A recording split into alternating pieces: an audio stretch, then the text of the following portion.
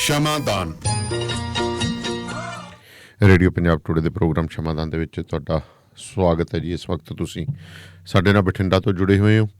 ਇਸ ਤੋਂ ਪਹਿਲਾਂ ਕਿ ਸਦਾ ਬਖਤੌਰ ਸਿੰਘ ਢਿੱਲੋਂ ਹੋਰਾਂ ਨਾਲ ਅੱਗੇ ਚਰਚਾ ਕਰੀਏ, ਵਾਸ਼ਿੰਗਟਨ ਫਰੇਟ ਸਰਵਿਸ ਸੈਟਲ ਏਰੀਏ ਤੋਂ ਓਨਰ ਆਪਰੇਟਰ ਅਤੇ ਡਰਾਈਵਰ ਹਾਇਰ ਕਰ ਰਹੀ ਹੈ ਜੀ।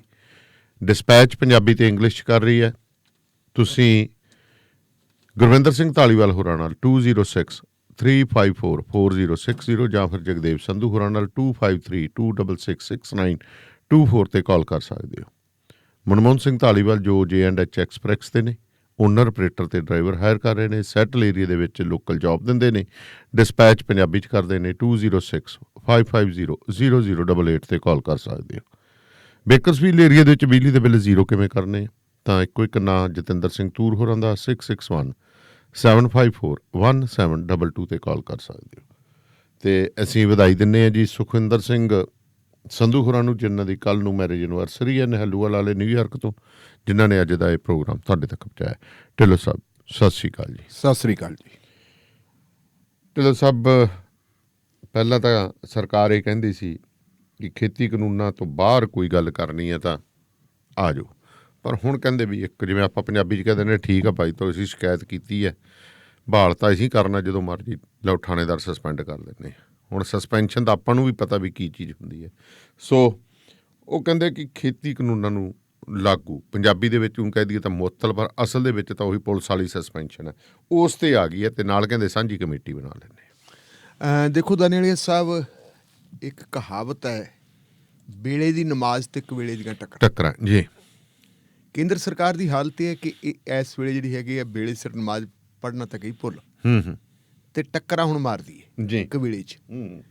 ਤੁਸੀਂ ਯਾਦ ਕਰੋ, ਜਦੋਂ ਕਿਸਾਨ ਅੰਦੋਲਨ ਸ਼ੁਰੂ ਹੋਇਆ, ਕਿਸਾਨ ਅੰਦੋਲਨ ਸ਼ੁਰੂ ਹੋਣ ਵੇਲੇ ਇਹ ਗੱਲ ਉੱਭਰ ਕੇ ਸਾਹਮਣੇ ਆਈ ਸੀ ਕਿ ਜੇ ਇਸ ਮਾਮਲੇ ਨੂੰ ਨਿਪਟਾਉਣਾ ਹੈ, ਜੀ ਖੜੋਤ ਨੂੰ ਤੋੜਨਾ ਹੈ, ਤਾਂ ਚਾਹੀਦਾ ਇਹ ਹੈ ਕਿ ਜਿਹੜੇ 3 ਕੇਂਦਰੀ ਕਾਨੂੰਨ ਹੈ ਜੀ, ਖੇਤੀਬਾੜੀ ਨਾਲ ਸੰਬੰਧਿਤ, ਜਿਹੜੇ ਆਰਡੀਨੈਂਸ ਜਾਰੀ ਕੀਤੇ ਸੀ, ਇਹਨਾਂ ਨੂੰ ਸਸਪੈਂਡ ਕਰ ਦਿੱਤਾ ਜਾਵੇ, ਇਹਨਾਂ ਤੇ ਅਮਲ ਨਾ ਕੀਤਾ ਜਾਵੇ, ਇਹ ਜਿਹੜੇ ਹੈਗੇ ਲਾਗੂ ਨਾ ਹੋਣ, ਔਰ ਇਹਦੇ ਵਾਸਤੇ ਗੱਲਬਾਤ ਚਲਦੀ ਰਹੇ। ਲੇਕਿਨ ਕੋਨਾ ਮਾਨੂ ਜੀ ਕਿ ਮੋਦੀ ਹੈ ਤਾਂ ਮੁਮਕਿਨ ਹੈ, ਕਸ਼ਮੀਰ ਫਤਿਹ ਕਰ ਲਿਆ, ਆਹ ਕਰ ਲਿਆ, ਆਹ ਕਰ ਲਿਆ, ਕਿਹਦੀ ਪਹੁੰਚਾ ਸਾਡੇ ਸਾਹਮਣੇ ਬੋਲੂਗਾ ਜੀ। ਲੇਕਿਨ ਪੰਜਾਬ ਤੋਂ ਸ਼ੁਰੂ ਹੋਈ ਮੁਹਿੰਮ, ਤੇ ਜਦੋਂ ਉਹਨੇ ਸਾਰੇ ਭਾਰਤ ਨੂੰ ਆਪਣੇ ਕਲਾਵੇ ਦੇ ਵਿੱਚ ਲੈ ਲਿਆ ਜੀ, ਤੇ ਇਸ ਵੇਲੇ ਦੀ ਹਾਲਤ ਇਹ ਹੈ ਕਿ ਦੁਨੀਆ ਦੇ ਵਿੱਚ ਇੱਕ ਵੱਖਰੀ ਕਿਸਮ ਦਾ ਅੰਦੋਲਨ ਬਣ ਕੇ ਉੱਭਰਿਆ, ਜਿਹੜਾ ਸ਼ਾਂਤਮਈ ਹੈ ਜੀ, ਜਿਹਨੂੰ ਪ੍ਰਵੋਕ ਕਰਨ ਦੇ ਅਨੇਕਾਂ ਯਤਨ ਕੀਤੇ ਗਏ ਹੈ, ਦੋਨਾਂ ਪਾਸਿਆਂ ਤੋਂ ਕੀਤੇ ਗਏ ਹੈ, ਜੀ ਸੱਜੇ ਪੱਖੀਆਂ ਵੱਲੋਂ ਵੀ ਤੇ ਖੱਬੇ ਪੱਖੀਆਂ ਵੱਲੋਂ ਵੀ। ਜੇ ਆਪਾਂ ਕਹਿ ਦਈਏ ਸਿਰੇ ਦੇ ਜਿਹੜੇ ਹੈਗੇ ਆ ਬਾਹਲੇ ਵੱਡੇ ਇਨਕਲਾਬੀ, ਉਹ ਵੀ ਗੱਡੀ ਨੂੰ ਲੀਹ ਤੋਂ ਲਾਉਣ ਨੂੰ ਫਿਰਦੇ ਹਨ, ਤੇ ਸਿਖਰਲੇ ਜਿਹੜੇ ਹੈਗੇ ਆ ਖਾਲਸਾ ਰਾਜ ਬਣਾਉਣ ਵਾਲੇ, ਉਹ ਵੀ ਲਾਉਣ ਨੂੰ ਫਿਰਦੇ ਸੀ। ਇਹਦੇ ਬਾਵਜੂਦ ਕਿਸਾਨ ਲੀਡਰਸ਼ਿਪ ਜਿਵੇਂ ਬਿਲਕੁਲ ਸ਼ਾਂਤ ਚਿੱਤ ਦੇ ਨਾਲ ਇੱਕੋ ਨੱਕ ਦੀ ਸੇਧ ਦੇ ਉੱਤੇ ਸਿੱਧੀ ਚੱਲੀ ਹੈ ਜੀ। ਉਹਨੇ ਹਾਲਾਤ ਇਹ ਬਣਾ ਦਿੱਤੇ ਕਿ ਪਰਸੋਂ ਚੌਥੇ ਤੱਕ ਆਪਾਂ ਇਹ ਗੱਲ ਕਰਦੇ ਸੀ ਕਿ ਮਿਸਟਰ ਨਰਿੰਦਰ ਤੋਮਰ ਹਜੂਰ ਸਾਹਿਬ ਵਾਲੀ ਗੱਡੀ ਦੇ ਵਿੱਚ ਬੈਠ ਕੇ ਆਪਦੇ ਹਲਕੇ ਨੂੰ ਜਾ ਰਹੇ ਤੇ ਲੰਗਰ ਛਕ ਰਹੇ, ਤੇ ਨਾਲ ਉਹਨਾਂ ਨੇ ਕਿਹਾ ਸੀ ਜੀ ਇਹਨਾਂ ਕਾਨੂੰਨਾਂ ਤੋਂ ਬਗੈਰ ਤਾਂ ਬਾਕੀ ਅਸੀਂ ਗੱਲਬਾਤ ਕਰ ਸਕਦੇ ਹਾਂ, ਇਹ ਕਾਨੂੰਨ ਨਹੀਂ, ਏਜੰਡਾ ਤੈਅ ਕਰਤਾ ਸੀ ਜੀ ਕਿ ਇਹਨਾਂ ਕਾਨੂੰਨਾਂ ਤੋਂ ਬਗੈਰ ਬਾਕੀ ਸਾਰੀਆਂ ਗੱਲਾਂ ਬਾਤਾਂ ਆਪਾਂ ਕਰ ਸਕਦੇ ਹਾਂ, ਤੁਸੀਂ ਆ ਜਾਓ, MSP ਤੇ ਵੀ ਗੱਲ ਕਰ ਸਕਦੇ। ਲੇਕਿਨ ਕਿਸਾਨ ਲੀਡਰਸ਼ਿਪ ਨੇ ਕਹਿਤਾ ਨਹੀਂ ਜੀ, ਅਖੀਰ ਤੱਕ ਲੜਾਈ ਲੜਾਂਗੇ। ਔਰ ਇੱਕ ਲੀਡਰ ਨੇ ਤਾਂ ਇਹ ਕਹਿਤਾ ਸੀ ਕਿ ਮਈ 2024 ਉੱਥੋਂ ਤੱਕ ਵੀ ਅਸੀਂ ਤਾਂ ਤਿਆਰ ਬੈਠੇ, ਜਾਂ ਫਿਰ ਅੱਗੇ ਦੇਖਾਂਗੇ, ਅੱਗੇ ਕੀ ਹੋਣਾ, ਕਿਸ ਰਾਜੇ ਦੀ ਪਰਜਾ, ਫਿਰ ਉਹ ਤੋਂ ਬਾਅਦ ਦੇਖਾਂਗੇ, ਕਿਉਂਕਿ ਮਈ 24 ਦੇ ਵਿੱਚ ਹੀ ਫਿਰ ਚੋਣਾਂ ਹੋ ਜਾਣਗੀਆਂ ਪਾਰਲੀਮੈਂਟ ਦੀਆਂ। ਬਿਲਕੁਲ ਜੀ। ਤੇ ਜਦੋਂ ਅੰਨਦਾਤਾ ਸਾਰੇ ਦੇਸ਼ ਦਾ ਕੁਰਬਲ ਪਿਆ ਕਰਦਾ ਹੋਵੇ, ਤੇ ਉਦੋਂ ਫਿਰ ਜਿਹੜੀ ਹੈਗੀ ਹੈ, ਇਹ ਤਾਂ ਹੈ ਨਹੀਂ ਕਿ ਸਰਕਾਰ ਫਿਰ ਰਿਪੀਟ ਕਰੂਗੀ ਜੀ ਜੀ। ਤੇ ਹੁਣ ਹਾਲਾਤ ਉਹ ਵੀ ਹੈ ਨਹੀਂ ਕਿ ਜਿਹੜੀਆਂ ਤੁਹਾਡੀਆਂ EVM ਦੇ ਵਿੱਚੋਂ ਸਾਰਾ ਕੁਛ ਕੱਢ ਲੈਣਗੇ। ਲੋਕਾਂ ਦੇ ਜਿਹੜਾ ਜਦੋਂ ਜਿਹਨੂੰ ਕਹਿੰਦੇ ਆਪਾਂ ਕਹਿੰਦੇ ਹੁੰਦੇ ਵੀ, ਉਹ ਮੈਂ ਅੱਜ ਸੁਣ ਰਿਹਾ ਸੀਗਾ ਕਿ ਤੁਸੀਂ ਅੰਨਦਾਤੇ ਨੂੰ ਸੜਕਾਂ ਤੇ ਕੱਢਤਾ, ਉਹ ਸੜਕਾਂ ਤੇ ਤਾਂ ਆ ਗਿਆ, ਹੁਣ ਉਹ ਸੜਕਾਂ ਤੇ ਆ ਕੇ ਇੱਕ ਸੈਲਾਬ ਬਣ ਗਿਆ, ਇੱਕ ਹੜ੍ਹ ਬਣ ਗਿਆ ਜੀ। ਤੇ ਹੜ੍ਹ ਨੂੰ ਕਦੇ ਤਿਨਕਿਆਂ ਦੇ ਆਲ੍ਹਣੇ ਨਾਲ ਨਹੀਂ ਰੋਕਿਆ ਜਾ ਸਕਦਾ, ਇਹਦੇ ਵਾਸਤੇ ਫਿਰ ਬਹੁਤ ਵੱਡੇ ਇੰਤਜ਼ਾਮ ਕਰਨੇ ਪੈਂਦੇ। ਵੈਸੇ ਹੜ੍ਹ ਕਦੇ ਰੁਕਦੇ ਨਹੀਂ ਰੁਕਦੇ। ਹੜ੍ਹ ਜਿਹੜੇ ਹੈਗੇ ਆ ਉਹ ਦਰਖਤਾਂ ਨੂੰ ਵੀ ਪੁੱਟ ਦਿੰਦੇ ਆ, 100 ਸਾਲਾਂ ਦੇ ਦਰਖਤਾਂ ਨੂੰ, ਤੇ ਵੱਡੀਆਂ ਬਿਲਡਿੰਗਾਂ ਨੂੰ ਵੀ ਤਹਿਸ ਨਹਿਸ ਕਰ ਦਿੰਦੇ। ਤੇ ਹਾਲਤ ਇੱਥੇ ਆ ਗਈ ਜੀ। ਉਧਰੋਂ 26 ਜਨਵਰੀ ਆ ਗਈ। ਮੇਰਾ ਮੱਥਾ ਪਰਸੋਂ ਠਣਕਿਆ ਸੀ ਜੀ, ਜਦੋਂ ਇਹ ਕਹਿੰਦੇ ਸੀ ਵੀ 19 ਤਾਰੀਖ ਦੀ ਮੀਟਿੰਗ ਰੱਖੀ ਸੀ, 19 ਤੋਂ 20 ਦੀ ਮੀਟਿੰਗ ਕਿਵੇਂ ਤਬਦੀਲ ਹੋਈ ਜੀ। ਉਦੋਂ ਹੀ ਲੱਗਦਾ ਸੀ ਕਿ ਕੀ ਹੈ, ਪਰ ਇੱਥੇ ਇੱਕ ਸਰਪ੍ਰਾਈਜ਼ ਦੇਣ ਵਾਲੀ ਗੱਲ ਕਰਦੇ ਸੀ। 20 ਤਾਰੀਖ ਸਾਹਿਬ ਸ਼੍ਰੀ ਗੁਰੂ ਗੋਬਿੰਦ ਗੋਬਿੰਦ ਸਿੰਘ ਸਿੰਘ ਜੀ ਦਾ ਪ੍ਰਕਾਸ਼ ਪੁਰਬ, ਜੀ ਜੀ, ਔਰ ਉਸ ਪ੍ਰਕਾਸ਼ ਪੁਰਬ ਦੇ ਉੱਤੇ ਕੱਲ ਆਉਂਦਿਆਂ ਸਾਰੀ ਕਹਿੰਦੇ ਜੀ ਆਹ ਲਓ ਅਸੀਂ ਇਹਨੂੰ ਸਸਪੈਂਡ ਕਰਨ ਵਾਸਤੇ ਤਿਆਰ ਬੈਠੇ 1 ਸਾਲ ਵਾਸਤੇ ਕਮੇਟੀ ਬਣਾ ਦਿੰਦੇ ਆ। ਕਮੇਟੀ ਜਿਹੜੀ ਹੈਗੀ ਹੈ ਜੀ, ਉਸ ਕਮੇਟੀ 'ਚ ਸਰਕਾਰ ਦੇ ਬੰਦੇ ਵੀ ਹੋਣਗੇ ਜੀ, ਕਿਸਾਨ ਲੀਡਰ ਵੀ ਹੋਣਗੇ, ਉਹਦੇ ਵਿੱਚ ਆਜ਼ਾਦ ਜਿਹੜੇ ਹੈਗੇ ਆ ਐਗਰੀਕਲਚਰ ਐਕਸਪਰਟ ਵੀ ਹੋਣਗੇ ਜੀ। ਤੇ ਹੁਣ ਫਿਰ ਗੱਲ ਕਿੱਥੇ ਆ ਗਈ ਕਿ ਪਹਿਲਾਂ ਤੁਸੀਂ ਬਗੈਰ ਪੁੱਛਿਆ ਤੋਂ ਕਾਨੂੰਨ ਬਣਾਤੇ, ਹੁਣ ਤੁਸੀਂ ਕਹਿੰਦੇ ਨਾਲ ਇੱਕ ਸ਼ਬਦ ਹੋਰ, ਇੱਕ ਵੱਡੀ ਗੱਲ ਇੱਕ ਹੋਰ ਹੈ। ਅੱਛਾ ਜੀ। ਅਸਲ ਜਿਹੜੀ ਅੰਦਰ ਗੱਲ ਕਹੀ ਹੈ ਅਖਬਾਰਾਂ 'ਚ ਨਹੀਂ ਆਈ ਕਿ ਕਾਨੂੰਨਾਂ ਨੂੰ ਰਿਪੀਲ ਕਰਨ ਵਾਸਤੇ ਆਪਾਂ ਕਮੇਟੀ ਬਣਾ ਦਿੰਦੇ ਹਾਂ। ਅੱਛਾ ਜੀ। ਕਿਉਂਕਿ ਹੁਣ ਉਹ ਜਿਹੜੀ ਉਹ ਧੌਣ 'ਚ ਕਿੱਲਾ ਹੈ, ਜੇ ਉਹ ਸਿੱਧਾ ਰਿਪੀਲ ਕਰਦੇ ਆ ਤਾਂ ਉਹਦਾ ਫਿਰ ਤਾਂ ਸਾਰਾ ਕੁਝ ਹੀ ਜਾਂਦਾ ਹੱਥੋਂ। ਕਿ ਇਹਨੂੰ ਲਮਕਾ ਲਓ, ਲਮਕਮਾ ਤੇ ਜਿਹੜਾ ਹੈ ਨਾ ਜਿਹੜਾ ਹੈਗਾ ਲਮਕਮਾ ਯੁੱਧ, ਕਿਸਾਨਾਂ ਨੇ ਤਾਂ ਲਮਕਮਾ ਯੁੱਧ ਛੇੜਿਆ ਵੀ ਇਹ ਲਮਕਾ ਕੇ ਇਹਨੂੰ ਕਿਸੇ ਤਰੀਕੇ ਦੀ ਗੱਲ ਕਰ ਲਓ, ਪਰ ਕਿਸਾਨ ਕਹਿੰਦੇ ਨਾ, ਸਾਡਾ ਤਾਂ ਇੱਕੋ ਹੀ ਸਟੈਂਡ ਹੈ ਕਿ ਕਾਨੂੰਨ ਰੱਦ ਹੋਣ ਜੀ। ਫਿਰ ਕਹਿੰਦੇ ਜੀ ਐ ਕਰੋ 1 ਸਾਲ ਦੀ ਬਜਾਏ ਆਪਾਂ 1.5 ਸਾਲ ਵਾਸਤੇ ਕਰ ਦਿੰਦੇ। ਤੇ ਜਿਹੜਾ ਸਭ ਤੋਂ ਜਿਹਦੀ ਧੌਣ 'ਚ ਕਿੱਲਾ ਹੈ ਪੀਯੂਸ਼ ਗੋਇਲ, ਹਾਂ, ਉਹ ਕਹਿੰਦਾ ਜੀ ਛੱਡੋ ਪਰੇ, ਤੁਸੀਂ ਕੀ ਹੈ 2 ਸਾਲਾਂ ਲਈ ਇਹਨੂੰ ਕਰ ਦਿੰਦੇ ਆ। ਅੱਛਾ ਜੀ। ਹੁਣ 2 ਸਾਲਾਂ ਲਈ ਆ ਗਿਆ ਕਿ 2 ਸਾਲਾਂ ਲਈ ਸਸਪੈਂਡ ਕਰ ਦਿੰਦੇ ਆ, ਕਮੇਟੀ ਬਣਾ ਦਿੰਦੇ ਆ ਤੇ ਕਮੇਟੀ ਦੀ ਲੈ ਲਾਂਗੇ ਰਿਪੋਰਟ। ਅੱਛਾ ਜੀ। ਪਰ ਕਿਸਾਨ ਕਹਿੰਦੇ ਵੀ ਨਹੀਂ, ਅੱਜ ਮੰਥਨ ਹੋ ਰਿਹਾ। ਪਹਿਲਾਂ ਪੰਜਾਬ ਦੀਆਂ ਜਿਹੜੀਆਂ ਕਿਸਾਨ ਜਥੇਬੰਦੀਆਂ 32 ਉਹਨਾਂ ਦੀ ਮੀਟਿੰਗ ਹੋ ਰਹੀ ਹੈ, ਔਰ ਉਹ ਤੋਂ ਬਾਅਦ ਫਿਰ ਸ਼ਾਮ ਤੱਕ ਮੇਰਾ ਖਿਆਲ ਹੈ ਦੂਜੀ ਮੀਟਿੰਗ ਹੋਣੀ ਹੈ ਜਿਹੜੀ ਨੈਸ਼ਨਲ ਲੈਵਲ ਦੇ ਉੱਤੇ ਸਾਂਝਾ ਕਿਸਾਨ ਸੰਘਰਸ਼ ਮੋਰਚਾ ਜਿਹੜਾ ਉਹਦੇ ਵਿੱਚ ਉਹਨਾਂ ਨੇ ਫੈਸਲਾ ਲੈਣਾ। ਹੁਣ ਇਹ 'ਚ ਹੋਊਗਾ ਕੀ? ਜੇ ਪਹਿਲੇ ਦਿਨ ਹੀ ਸਰਕਾਰ ਸਿਆਣਪ ਕਰਦੀ, ਉਦੋਂ ਕਹਿੰਦੇ ਆ ਲਓ ਭਾਈ ਤੁਹਾਨੂੰ ਇਤਰਾਜ਼ ਹੈ, ਜੀ, ਕਾਨੂੰਨ ਅਸੀਂ ਤੁਹਾਡੀ ਖਾਤਰ ਬਣਾਇਆ, ਸਾਡੀ ਜੱਜ ਇਹ ਤੁਹਾਡਾ ਫਾਇਦਾ ਕਰਦੇ ਸੀ, ਪਰ ਤੁਹਾਨੂੰ ਲੱਗਦਾ ਵੀ ਇਹ ਤੁਹਾਡਾ ਨੁਕਸਾਨ ਕਰਦੇ, ਲਓ ਜੀ ਆਪਾਂ ਸਸਪੈਂਡ ਕਰ ਦਿੰਦੇ ਜੀ। ਗੱਲ ਇੱਥੋਂ ਤੱਕ ਵੱਧਦੀ ਨਹੀਂ ਸੀ। ਤੇ ਹੁਣ ਵੱਧਦਿਆਂ ਜਿੱਥੇ ਆ ਗਈ ਤਾਂ ਮੈਂ ਇਹਨੂੰ ਇਹ ਮਹਿਸੂਸ ਕਰਦਾ ਦਾਨੇਵਾਲੀਆ ਸਾਹਿਬ ਕਿ ਲੜਾਈ ਦੇ 2 ਪੜਾਅ ਜਿਹੜੇ ਹੈ ਉਹ ਕਿਸਾਨ ਅੰਦੋਲਨ ਨੇ ਪਾਰ ਕਰ ਲਏ, ਜਿੱਤ ਲਏ। ਇੱਕ ਤਾਂ ਉਦਨ ਜਿੱਦਣ ਭੁਪਿੰਦਰ ਸਿੰਘ ਮਾਨ ਨੇ ਅਸਤੀਫਾ ਦਿੱਤਾ ਸੀ ਜੀ। ਭੁਪਿੰਦਰ ਸਿੰਘ ਮਾਨ ਉਹ ਬੰਦਾ ਜੀ ਨੇ ਸਭ ਤੋਂ ਪਹਿਲਾਂ ਜਾ ਕੇ ਨਰਿੰਦਰ ਮੋਦੀ ਦਾ ਧੰਨਵਾਦ ਕਰਨ ਲਈ ਚਿੱਠੀ ਦਿੱਤੀ ਸੀ ਨਰਿੰਦਰ ਸਿੰਘ ਤੋਮਰ ਨੂੰ। ਔਰ ਫਿਰ ਬਾਅਦ ਦੇ ਵਿੱਚ ਜਦੋਂ ਕਮੇਟੀ ਬਣ ਗਈ ਸੀ, ਕਮੇਟੀ ਦੀ ਨੁਕਤਾਚੀਨੀ ਹੋਈ ਤਾਂ ਭੁਪਿੰਦਰ ਸਿੰਘ ਮਾਨ ਨੇ ਕਿਹਾ ਸੀ ਜੀ ਕਮੇਟੀ ਦੀ ਨੁਕਤਾਚੀਨੀ ਕਿਉਂ ਕਰਦੇ? ਜੀ ਜੀ, ਬਿਲਕੁਲ। ਤੇ ਫਿਰ ਜਦੋਂ ਇਹ ਪਤਾ ਲੱਗ ਗਿਆ ਕਿ ਕਈ ਪੀੜ੍ਹੀਆਂ ਨੂੰ ਲੋਕਾਂ ਨੇ ਬਖਸ਼ਣਾ ਨਹੀਂ, ਤੇ ਫਿਰ ਭੁਪਿੰਦਰ ਸਿੰਘ ਮਾਨ ਨੇ ਅਸਤੀਫਾ ਵੀ ਦਿੱਤਾ ਤੇ ਉਹ ਕਹਿੰਦਾ ਜੀ ਮੈਂ ਤਾਂ ਕਿਸਾਨਾਂ ਦੇ ਨਾਲ ਖੜੋਤਾ ਜੀ। ਆਪਾਂ ਉਹਨੂੰ ਮੰਨਿਆ ਸੀ ਕਿ ਕਿਸਾਨੀ ਦੀ ਪਹਿਲੀ ਜਿੱਤ। ਤੇ ਦੂਜੀ ਜਿੱਤ ਇਹ ਹੈ ਕਿ ਜਦੋਂ ਬਿੱਲੀ ਮੁੜ ਕੇ ਫਿਰ ਬੋਰਡ ਦੇ ਥੱਲੇ ਆ ਗਈ, ਉਹ ਕਹਿੰਦੇ ਜੀ ਅਸੀਂ ਕਾਨੂੰਨ ਸਸਪੈਂਡ ਕਰਨ ਨੂੰ ਤਿਆਰ ਹਾਂ। ਜਿਹੜੀ ਪਹਿਲੀ ਸਟੇਜ ਸੀ ਕਿਸਾਨ ਕਹਿੰਦੇ ਸੀ ਵੀ ਇਹਨੂੰ ਸਸਪੈਂਡ ਕਰ ਦਿਓ ਜੀ। ਇਹ ਉਹਨਾਂ ਦੀ ਮੰਗ ਸੀ, ਪਰ ਕਿਉਂਕਿ ਕਿਸਾਨਾਂ ਨੂੰ ਵੀ ਨਹੀਂ ਪਤਾ ਸੀ ਕਿ ਸਾਨੂੰ ਇੰਨਾ ਵੱਡਾ ਸਮਰਥਨ ਮਿਲੂਗਾ। ਸਮਰਥਨ ਕੱਲਾ ਕਿਸਾਨੀ ਦਾ ਨਹੀਂ, ਆਮ ਲੋਕਾਂ ਦਾ ਸਮਰਥਨ ਹੋ ਗਿਆ। ਬਿਲਕੁਲ ਹਾਂਜੀ। ਇਹ ਇੱਕ ਜਨ ਅੰਦੋਲਨ ਕਿਵੇਂ ਬਣ ਗਿਆ? ਕਿਸਾਨ ਅੰਦੋਲਨ ਤੋਂ ਜਨ ਅੰਦੋਲਨ ਤੱਕ ਦਾ ਜਿਹੜਾ ਸਫ਼ਰ ਹੈ, ਇਹਦੇ ਤੇ ਤਾਂ ਲੋਕਾਂ ਗਾਂ ਨੂੰ PhD ਕਰਿਆ ਕਰਨ, ਬਿਲਕੁਲ ਰਿਸਰਚ ਹੋਇਆ ਕਰੂਗੀ ਵੀ ਇਹ ਕਿਸ ਕਿਸਮ ਦਾ ਅੰਦੋਲਨ ਸੀ। ਸੋ ਹੁਣ ਉਹਨਾਂ ਨੇ ਜੀ ਆਪਦਾ ਮੰਥਨ ਕਰ ਰਹੇ ਤੇ ਕੱਲ ਦੀ ਮੀਟਿੰਗ ਫਿਰ ਰੱਖ ਲਈ ਤੋਮਰ ਸਾਹਿਬ ਨੇ। ਤੇ ਹੁਣ ਜਿਹੜੀ ਅਗਲੀ ਗੱਲ ਹੋਊਗੀ, ਜੇ ਹੁਣ ਮੈਥੋਂ ਤੁਸੀਂ ਢਿੱਡ ਦੀ ਪੁੱਛੋ ਵੀ ਹੋਊਗਾ ਕੀ, ਤੇ ਇਹ ਕਾਨੂੰਨ ਵਾਪਸ ਹੋਣਗੇ। ਹੁਣ ਸਸਪੈਂਡ ਕਰ ਦੇ, ਕਿਉਂਕਿ ਕਿਸਾਨ ਜਿਹੜੀ ਕੱਲ ਨੂੰ ਜਾਣਗੇ, ਸੰਭਾਵਨਾ ਇਹ ਬਣਦੀ ਹੈ ਕਿ ਕਿਸਾਨ ਉੱਥੇ ਇਹ ਕਹਿ ਦੇਣ ਸ਼੍ਰੀਮਾਨ ਜੀ 2 ਸਾਲ ਥੋੜੇ ਹੈ, 3 ਸਾਲ ਤੱਕ ਕਰੋ ਇਹਨੂੰ। ਤੇ ਜਿੱਥੇ ਹੁਣ 26 ਜਨਵਰੀ ਕਰਕੇ ਸਰਕਾਰ ਅੜੀ ਖੜੀ ਹੈ ਜੀ, ਇੱਕ ਜਿਹੜਾ ਕੌਮਾਂਤਰੀ ਤੌਰ ਤੇ ਵਾਤਾਵਰਨ ਤਬਦੀਲ ਹੋ ਗਿਆ ਜੀ। ਟਰੰਪ ਤਾਂ ਜਿਹੜਾ ਲੈ ਗਿਆ, ਅਬ ਕੀ ਬਾਰ ਟਰੰਪ ਸਰਕਾਰ ਉਹ ਤਾਂ ਘਰ ਨੂੰ ਤੁਰ ਗਈ। ਜੇ ਬਹਿੰਦਿਆਂ ਸਾਰ ਪਹਿਲੇ ਦਿਨ ਬਹਿੰਦਿਆਂ ਸਾਰ ਪੈਨ ਫੜਨ ਸਾਰ ਜਿਹੜੇ ਐਗਜ਼ੈਕਟਿਵ ਆਰਡਰ ਕੀਤੇ ਹੈ, ਉਹ ਜੋ ਕੁਛ ਜਿਹੜਾ ਹੈਗਾ ਗੰਦ ਪਾਇਆ ਸੀ, ਲਗਭਗ ਸਾਰੇ ਗੰਦ ਦੇ ਉੱਤੇ ਝਰੀਟਾਂ ਮਾਰਦੇ ਵੀ ਚਲੋ ਜੀ ਸਾਰਾ ਕੁਛ ਕਰਕੇ। ਤੇ ਦਿਸਦਾ ਫਿਰ ਦਿੱਲੀ ਵਾਲਿਆਂ ਨੂੰ ਵੀ ਕਿ ਇਹ ਜਿਹੜੀ ਹੈਗੀ ਅਨਡੈਮੋਕ੍ਰੇਟਿਕ ਅਪਰੋਚ ਇੱਕ ਮਤਲਬ ਲੋਕਾਂ ਪ੍ਰਤੀ ਸੀ ਅਪਣਾਈਏ, ਤੇ ਇਹਦਾ ਬਣੂਗਾ ਕੀ? ਨਤੀਜਾ ਇਹ ਹੋਣਾ ਕਿ ਇਹ ਫਿਰ 3 ਸਾਲਾਂ ਲਈ ਵੀ ਆਉਣਗੇ। ਤੁਸੀਂ ਇਹ ਦੇਖੋ ਹੁਣ ਚੱਲਦਾ 21 3 ਸਾਲਾਂ ਨੂੰ ਹੋਣਗੇ 24, ਤੇ 24 'ਚ ਜਦੋਂ ਆ ਗਈ ਇਲੈਕਸ਼ਨ, ਮੈਨੂੰ ਅੱਜ ਤੱਕ ਇਹ ਦੱਸੋ ਕਿਹੜੀ ਸਰਕਾਰ ਦੀ ਪਹੁੰਚ ਆ ਵੀ ਇਲੈਕਸ਼ਨ ਦੇ ਸਮੇਂ ਦੇ ਵਿੱਚ ਅਸੀਂ ਇੰਪਲੀਮੈਂਟ ਕਰ ਦਿਆਂਗੇ। ਤੇ ਫਿਰ ਅਗਲੀ ਇਲੈਕਸ਼ਨ ਹੈ ਜਿਹੜੀ ਉਹ ਲੜੀ ਹੀ ਇਸੇ ਗੱਲ ਤੇ ਜਾਣੀ ਹੈ ਜੀ। ਉੱਥੇ ਜਿਹੜੀ ਆਪੋਜੀਸ਼ਨ ਵਾਲੇ ਆ, ਰਾਹੁਲ ਗਾਂਧੀ ਵਰਗੇ, ਉਹਨਾਂ ਨੇ ਕਹਿਣਾ ਜੀ ਅਸੀਂ ਇਹ ਕਾਨੂੰਨ ਖਤਮ ਕਰਾਂਗੇ। ਤੇ ਫਿਰ ਨਰਿੰਦਰ ਮੋਦੀ ਸਾਹਿਬ ਹੋਰਾਂ ਵਾਸਤੇ ਕੀ ਹੋਊਗੀ? ਇਸ ਕਰਕੇ ਇਹ ਜਿੱਥੇ ਹੁਣ ਗੱਲ ਪਹੁੰਚ ਗਈ ਹੈ, ਇਹ ਕਾਨੂੰਨ ਤਾਂ ਰੱਦ ਹੋਣਗੇ, ਪਰ ਦੇਖਣਾ ਕਿ ਸਮਾਂ ਕਿੰਨਾ ਲਾ ਜਿਹੜੀ ਇਹ ਦਾਦ ਦੇਣੀ ਪਈ। ਵੈਸੇ ਢਿੱਲੋਂ ਸਾਹਿਬ ਗੱਲ ਕਰੀਏ, ਅੱਜ ਸਰਦਾਰ ਸੇਵਾ ਸਿੰਘ ਠੀਕਰੀਵਾਲ ਦੀ ਵੀ ਜਿਹੜੀ ਹੈ ਉਹਨਾਂ ਦਾ ਸ਼ਹੀਦੀ ਦਿਹਾੜਾ ਹੈ। ਬਿਲਕੁਲ। ਤੇ ਉਹਨਾਂ ਨੇ ਵੀ ਪਰਜਾ ਮੰਡਲ ਮੁਹਿੰਮ ਚਲਾਈ ਸੀ। ਦੇਖੋ, ਜਦੋਂ ਅਸੀਂ ਸਰਦਾਰ ਸੇਵਾ ਸਿੰਘ ਠੀਕਰੀ ਵਾਲੇ ਦੀ ਗੱਲ ਕਰਦੇ ਹਾਂ, ਹਾਲਾਤ ਉਹ ਵੀ ਉਹੋ ਜਿਹੀ ਆ ਲਗਭਗ, ਉਹਨਾਂ ਨੂੰ ਬੜਾ ਸਮਾਂ ਲੱਗਿਆ ਸੀ। ਨਹੀਂ, ਜਿਹੜੇ ਸੇਵਾ ਸਿੰਘ ਠੀਕਰੀ ਵਾਲੇ ਦੀ ਗੱਲ ਕਰਦੇ ਉਦੋਂ ਦੇ ਹਾਲਾਤ ਤੇ ਅੱਜ ਦੇ ਹਾਲਾਤ ਜਿਹੜੇ ਹੈਗੇ ਹੈ, ਵੈਸੇ ਤਾਂ ਮਤਲਬ ਬਹੁਤ ਤਰੱਕੀ ਹੋ ਗਈ ਹੈ, ਲੇਕਿਨ ਜਨਤਾ ਦੇ ਪ੍ਰਤੀ ਜਿਹੜੀ ਮਤਲਬ ਸਰਕਾਰ ਦੀ ਬੇਰੁਖੀ ਹੈ ਜੀ, ਇਹ ਉਦੋਂ ਤੇ ਹੁਣ ਵਾਲੀ ਚ ਕੋਈ ਬਹੁਤਾ ਫਰਕ ਨਹੀਂ ਹੈਗਾ। ਉਸ ਵੇਲੇ ਜਿਹੜਾ ਹੈਗਾ, ਅਸੀਂ ਦੋ ਕਿਸਮ ਦੇ ਰਾਜ ਭਾਗ ਦੇ ਵਿੱਚ ਦੀ ਵਿਚਰਦੇ ਸਾਂ। ਇੱਕ ਰਾਜ ਭਾਗ ਉਹ ਜਿਹੜਾ ਰਾਜ ਭਾਗ ਅੰਗਰੇਜ਼ਾਂ ਦਾ ਸੀ, ਮਹਾਰਾਜਾ ਰਣਜੀਤ ਸਿੰਘ ਵਾਲਾ ਰਾਜ ਜਿਹੜਾ ਪੰਜਾਬ ਸੀ ਉਹਦੇ ਤੇ ਸੀ। ਕਾਂਗਰਸ ਪਾਰਟੀ ਜਿਹੜੀ ਹੈਗੀ ਹੈ ਉਸ ਰਾਜ ਦੇ ਵਿੱਚ ਤਾਂ ਐਕਟਿਵ ਸੀ, ਅੰਗਰੇਜ਼ਾਂ ਦੇ ਖਿਲਾਫ ਤਾਂ ਕਾਂਗਰਸ ਪਾਰਟੀ ਐਕਟਿਵ ਸੀ, ਲੇਕਿਨ ਜਿੱਥੇ ਰਿਆਸਤੀ ਰਾਜ ਸੀ, ਰਿਆਸਤਾਂ ਦੇ ਵਿੱਚ ਕਾਂਗਰਸ ਪਾਰਟੀ ਐਕਟਿਵ ਨਹੀਂ ਸੀ। ਉਸ ਵੇਲੇ ਰਿਆਸਤੀ ਇਲਾਕਿਆਂ ਦੇ ਵਿੱਚ ਸਕੂਲ ਨਹੀਂ ਹੁੰਦੇ ਸੀ ਜੀ। ਸਰਦਾਰ ਸੇਵਾ ਸਿੰਘ ਠੀਕਰੀ ਵਾਲਾ ਦਾ ਇਹ ਪਿਤਾ ਜੀ ਮਹਾਰਾਜਾ ਰਜਿੰਦਰ ਸਿੰਘ, ਕੈਪਟਨ ਅਮਰਿੰਦਰ ਸਿੰਘ ਦੇ ਪੜਦਾਦਾ ਜੀ, ਉਹਨਾਂ ਦੀ ਸਰਕਾਰ ਦੇ ਵਿੱਚ ਉਹਨਾਂ ਦੇ ਕੋਲ ਇੱਕ ਆਲਾ ਪੋਸਟ ਸੀ। ਆਲਾ ਜਿਹੜੇ ਆਪਾਂ ਅਹਿਲਕਾਰ ਸੀਗੇ, ਪੜ੍ਹੇ ਲਿਖੇ ਪੂਰੇ ਬਿਊਰੋਕਰੇਟ ਸੀ। ਸਰਦਾਰ ਸੇਵਾ ਸਿੰਘ ਠੀਕਰੀ ਵਾਲਾ ਨੂੰ ਜਿਹੜਾ ਹੈਗਾ ਪੜ੍ਹਨ ਲਿਖਣ ਦਾ ਮੌਕਾ ਪਟਿਆਲੇ 'ਚ ਮਿਲਿਆ, ਕਿਉਂਕਿ ਪਟਿਆਲੇ ਦੇ ਵਿੱਚ ਰਹਿੰਦੇ ਸੀ। ਪੜ੍ਹਨ ਲਿਖਣ ਤੋਂ ਬਾਅਦ ਉਹਨਾਂ ਨੂੰ ਵੀ ਨੌਕਰੀ ਮਿਲ ਗਈ ਤੇ ਇਹ ਹੈਲਥ ਆਫੀਸਰ ਭਰਤੀ ਹੋ ਗਏ ਸੀ ਜੀ। ਇਹ ਸਮਾਂ ਉਹ ਹੈ ਜਦੋਂ ਦੇਸ਼ ਦੇ ਵਿੱਚ ਪਲੇਗ ਫੈਲੀ ਹੋਈ ਸੀ। ਪੋਸਟਿੰਗ ਇਹਨਾਂ ਦੀ ਬਰਨਾਲੇ ਹੋ ਗਈ। ਬਹੁਤ ਘੱਟ ਬੰਦਿਆਂ ਨੂੰ ਪਤਾ ਹੈ, ਮੈਂ ਅੱਜ ਯਾਦ ਕਰਾਉਣਾ ਚਾਹੂੰਗਾ ਕਿ ਉਸ ਵੇਲੇ ਬਠਿੰਡਾ ਜ਼ਿਲ੍ਹਾ ਨਹੀਂ ਹੁੰਦਾ ਸੀ, ਬਰਨਾਲਾ ਜ਼ਿਲ੍ਹਾ, ਰਿਆਸਤ ਦਾ ਜ਼ਿਲ੍ਹਾ ਬਰਨਾਲਾ ਹੁੰਦਾ ਸੀ।